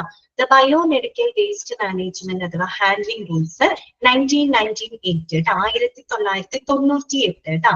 98 മാറിപ്പോവരുത്. മെഡിക്കൽ ടെർമിനേഷൻ ആക്ട് 1971, പിന്നെ PCPNDT ആക്ട് 1994 സെപ്റ്റംബർ 20 കേട്ടോ. അങ്ങോട്ടൊന്ന് മാറിപ്പോയത് പഠിച്ചു വെക്കണം കേട്ടോ. ഇനി biomedical waste management rules 1998 that came into operation 1998. എന്താണ് അവിടെ പറയുന്നത്? Biomedical waste must not be mixed with other waste. Biomedical വേസ്റ്റുകളില്ലേ, അത് മറ്റുള്ള വേസ്റ്റുകളുമായിട്ട് ഒരു കാരണവശാലും മിക്സ് ചെയ്യാനായിട്ട് പാടില്ല കേട്ടോ. അതിന് വേണ്ടിയിട്ട് അത് ബയോമെഡിക്കൽ വേസ്റ്റ് മാനേജ്മെന്റുമായിട്ട് ബന്ധപ്പെട്ട ആക്ട് ആണ് കേട്ടോ അത്. അതിനകത്ത് biomedical waste must be sorted out of containers or bags at the points of generation before its storage, transportation, treatment and disposal. അതായത് ഈ പറയുന്ന ബയോമെഡിക്കൽ വേസ്റ്റുകൾ സ്റ്റോർ ചെയ്യുക, സംഭരിക്കുക, അതിനെ ട്രാൻസ്പോർട്ട് ചെയ്യുക, അതിനെ നിർമ്മാർജ്ജനം ചെയ്യുക, സംസ്കരിക്കുക, അതെല്ലാം ചെയ്യുന്നതിന് മുൻപായിട്ട് തന്നെ ആ ബയോമെഡിക്കൽ വേസ്റ്റ് എവിടെ നിന്നാണോ പ്രൊഡക്റ്റ് ചെയ്യുന്നത്, എവിടെ നിന്നാണ് പ്രൊഡക്റ്റുകൾ പ്രൊഡ്യൂസ് ചെയ്യുന്നത്, ഉത്പാദിപ്പിക്കുന്നത്, അവിടെ നിന്ന് തന്നെ അത് എന്ത് ചെയ്യണം, സെപ്പറേറ്റ് ചെയ്ത് സോർട്ട് ചെയ്ത് പല പല കണ്ടെയ്നറുകളും ബാഗുകളിലാക്കി മാറ്റുന്നത്. എവിടെ നിന്നാണോ ആ വേസ്റ്റ് പ്രൊഡ്യൂസ് ചെയ്യുന്നത്, ഇപ്പൊ ഹോസ്പിറ്റലാണെങ്കിൽ അവിടെ നിന്ന് തന്നെ ഈ ബയോമെഡിക്കൽ വേസ്റ്റുകൾ സെപ്പറേറ്റ് സോർട്ട് ചെയ്തിട്ട് വേണം അത് പിന്നീട് ട്രാൻസ്പോർട്ടേഷനും മറ്റു ഡിസ്പോസലിനൊക്കെ കൊണ്ടുപോകാനായിട്ട്. മറ്റൊരു മാലിന്യങ്ങളുമായിട്ട് അതിനെ എന്ത് ചെയ്യാൻ പാടില്ല, മിക്സ് ചെയ്യാനായിട്ട് പാടില്ല. ബയോമെഡിക്കൽ വേസ്റ്റ് ഒക്കെ നിങ്ങൾക്ക് അറിയാലോ, ഇപ്പൊ ബ്ലഡ് സ്റ്റെയിനുകൾ, മറ്റു കഫം അല്ലെങ്കിൽ ഇൻഫെക്ടിയസ് ഏജൻസിന്നൊക്കെ വരുന്ന, മറ്റുള്ള ഹ്യൂമൻ ഇതിന്നൊക്കെ വരുന്ന വേസ്റ്റുകളാണ് കേട്ടോ ബയോമെഡിക്കൽ വേസ്റ്റ്. ക്ലിയർ? അടുത്തത് prevention of violence and damage to property act 2012. 2012 prevention of violence and damage to property act. അത് ഇത്രയേ ഉള്ളൂ. An act to ban the violence against healthcare service persons and to prevent damage and loss to property in healthcare service institutions and for the matters related therewith. അതായത് ഈ ഹോസ്പിറ്റലിലൊക്കെ പ്രവർത്തിക്കുന്ന ആരോഗ്യ പ്രവർത്തകരുണ്ടല്ലോ, അവർക്കെതിരെയുള്ള അക്രമങ്ങൾ, അതുപോലെ തന്നെ ഹോസ്പിറ്റലിന് എതിരെ നടക്കുന്ന ചില എന്താ പറയുക, അവിടുത്തെ പ്രോപ്പർട്ടികൾ നശിപ്പിക്കുക, അവിടെ അക്രമം ഉണ്ടാക്കുക, അങ്ങനെയുള്ളതൊക്കെ തടയലും നിരോധനവുമായിട്ട് ബന്ധപ്പെട്ട ആക്ട് ആണ് prevention of violence and damage to property act 2012. മനസ്സിലായല്ലോ? അതായത് ഹെൽത്ത് കെയർ പ്രൊവൈഡേഴ്സ് ഉണ്ടാവുമല്ലോ, ഈ പറയുന്ന ആളുകൾക്ക് എതിരെയായിട്ട് നടക്കുന്ന ഡോക്ടർമാര്, നഴ്സുമാര്, അവർക്കെതിരായിട്ട് നടക്കുന്ന അക്രമങ്ങള്, അതുപോലെ തന്നെ ബുദ്ധിമുട്ടുകള്, പിന്നെ ഹോസ്പിറ്റലിന്റെ പ്രോപ്പർട്ടി ഒക്കെ നശിപ്പിക്കുന്നതുമായിട്ട് ബന്ധപ്പെട്ട് അതിനെയൊക്കെ തടയുന്ന ഒരു ആക്ട് ആണ് കേട്ടോ, prevention of violence and damage to property act 2012. Clear ആണോ പറഞ്ഞത്? അൺമ്യൂട്ട് ചെയ്യാണ് കേട്ടോ. ഫാക്ടുകളൊക്കെ പഠിച്ചു വെക്കണം കേട്ടോ. എന്തെങ്കിലും ഡൗട്ട് ഉണ്ടെങ്കിൽ ചോദിച്ചോന്നില്ല, കുഴപ്പമില്ലല്ലോ. വായിച്ചു നോക്കുക. വർഷങ്ങൾ വളരെ ഇമ്പോർട്ടന്റ് ആണ് കേട്ടോ. പ്രത്യേകിച്ച് PCPNDT act 1994, medical termination of pregnancy act 1971, biomedical waste management act 1998. Okay, അപ്പൊ നമുക്ക് ക്ലാസ് വൈൻഡ് അപ്പ് ചെയ്യാം കേട്ടോ. Thank you. Thank you, ma'am. Thank you, Miss.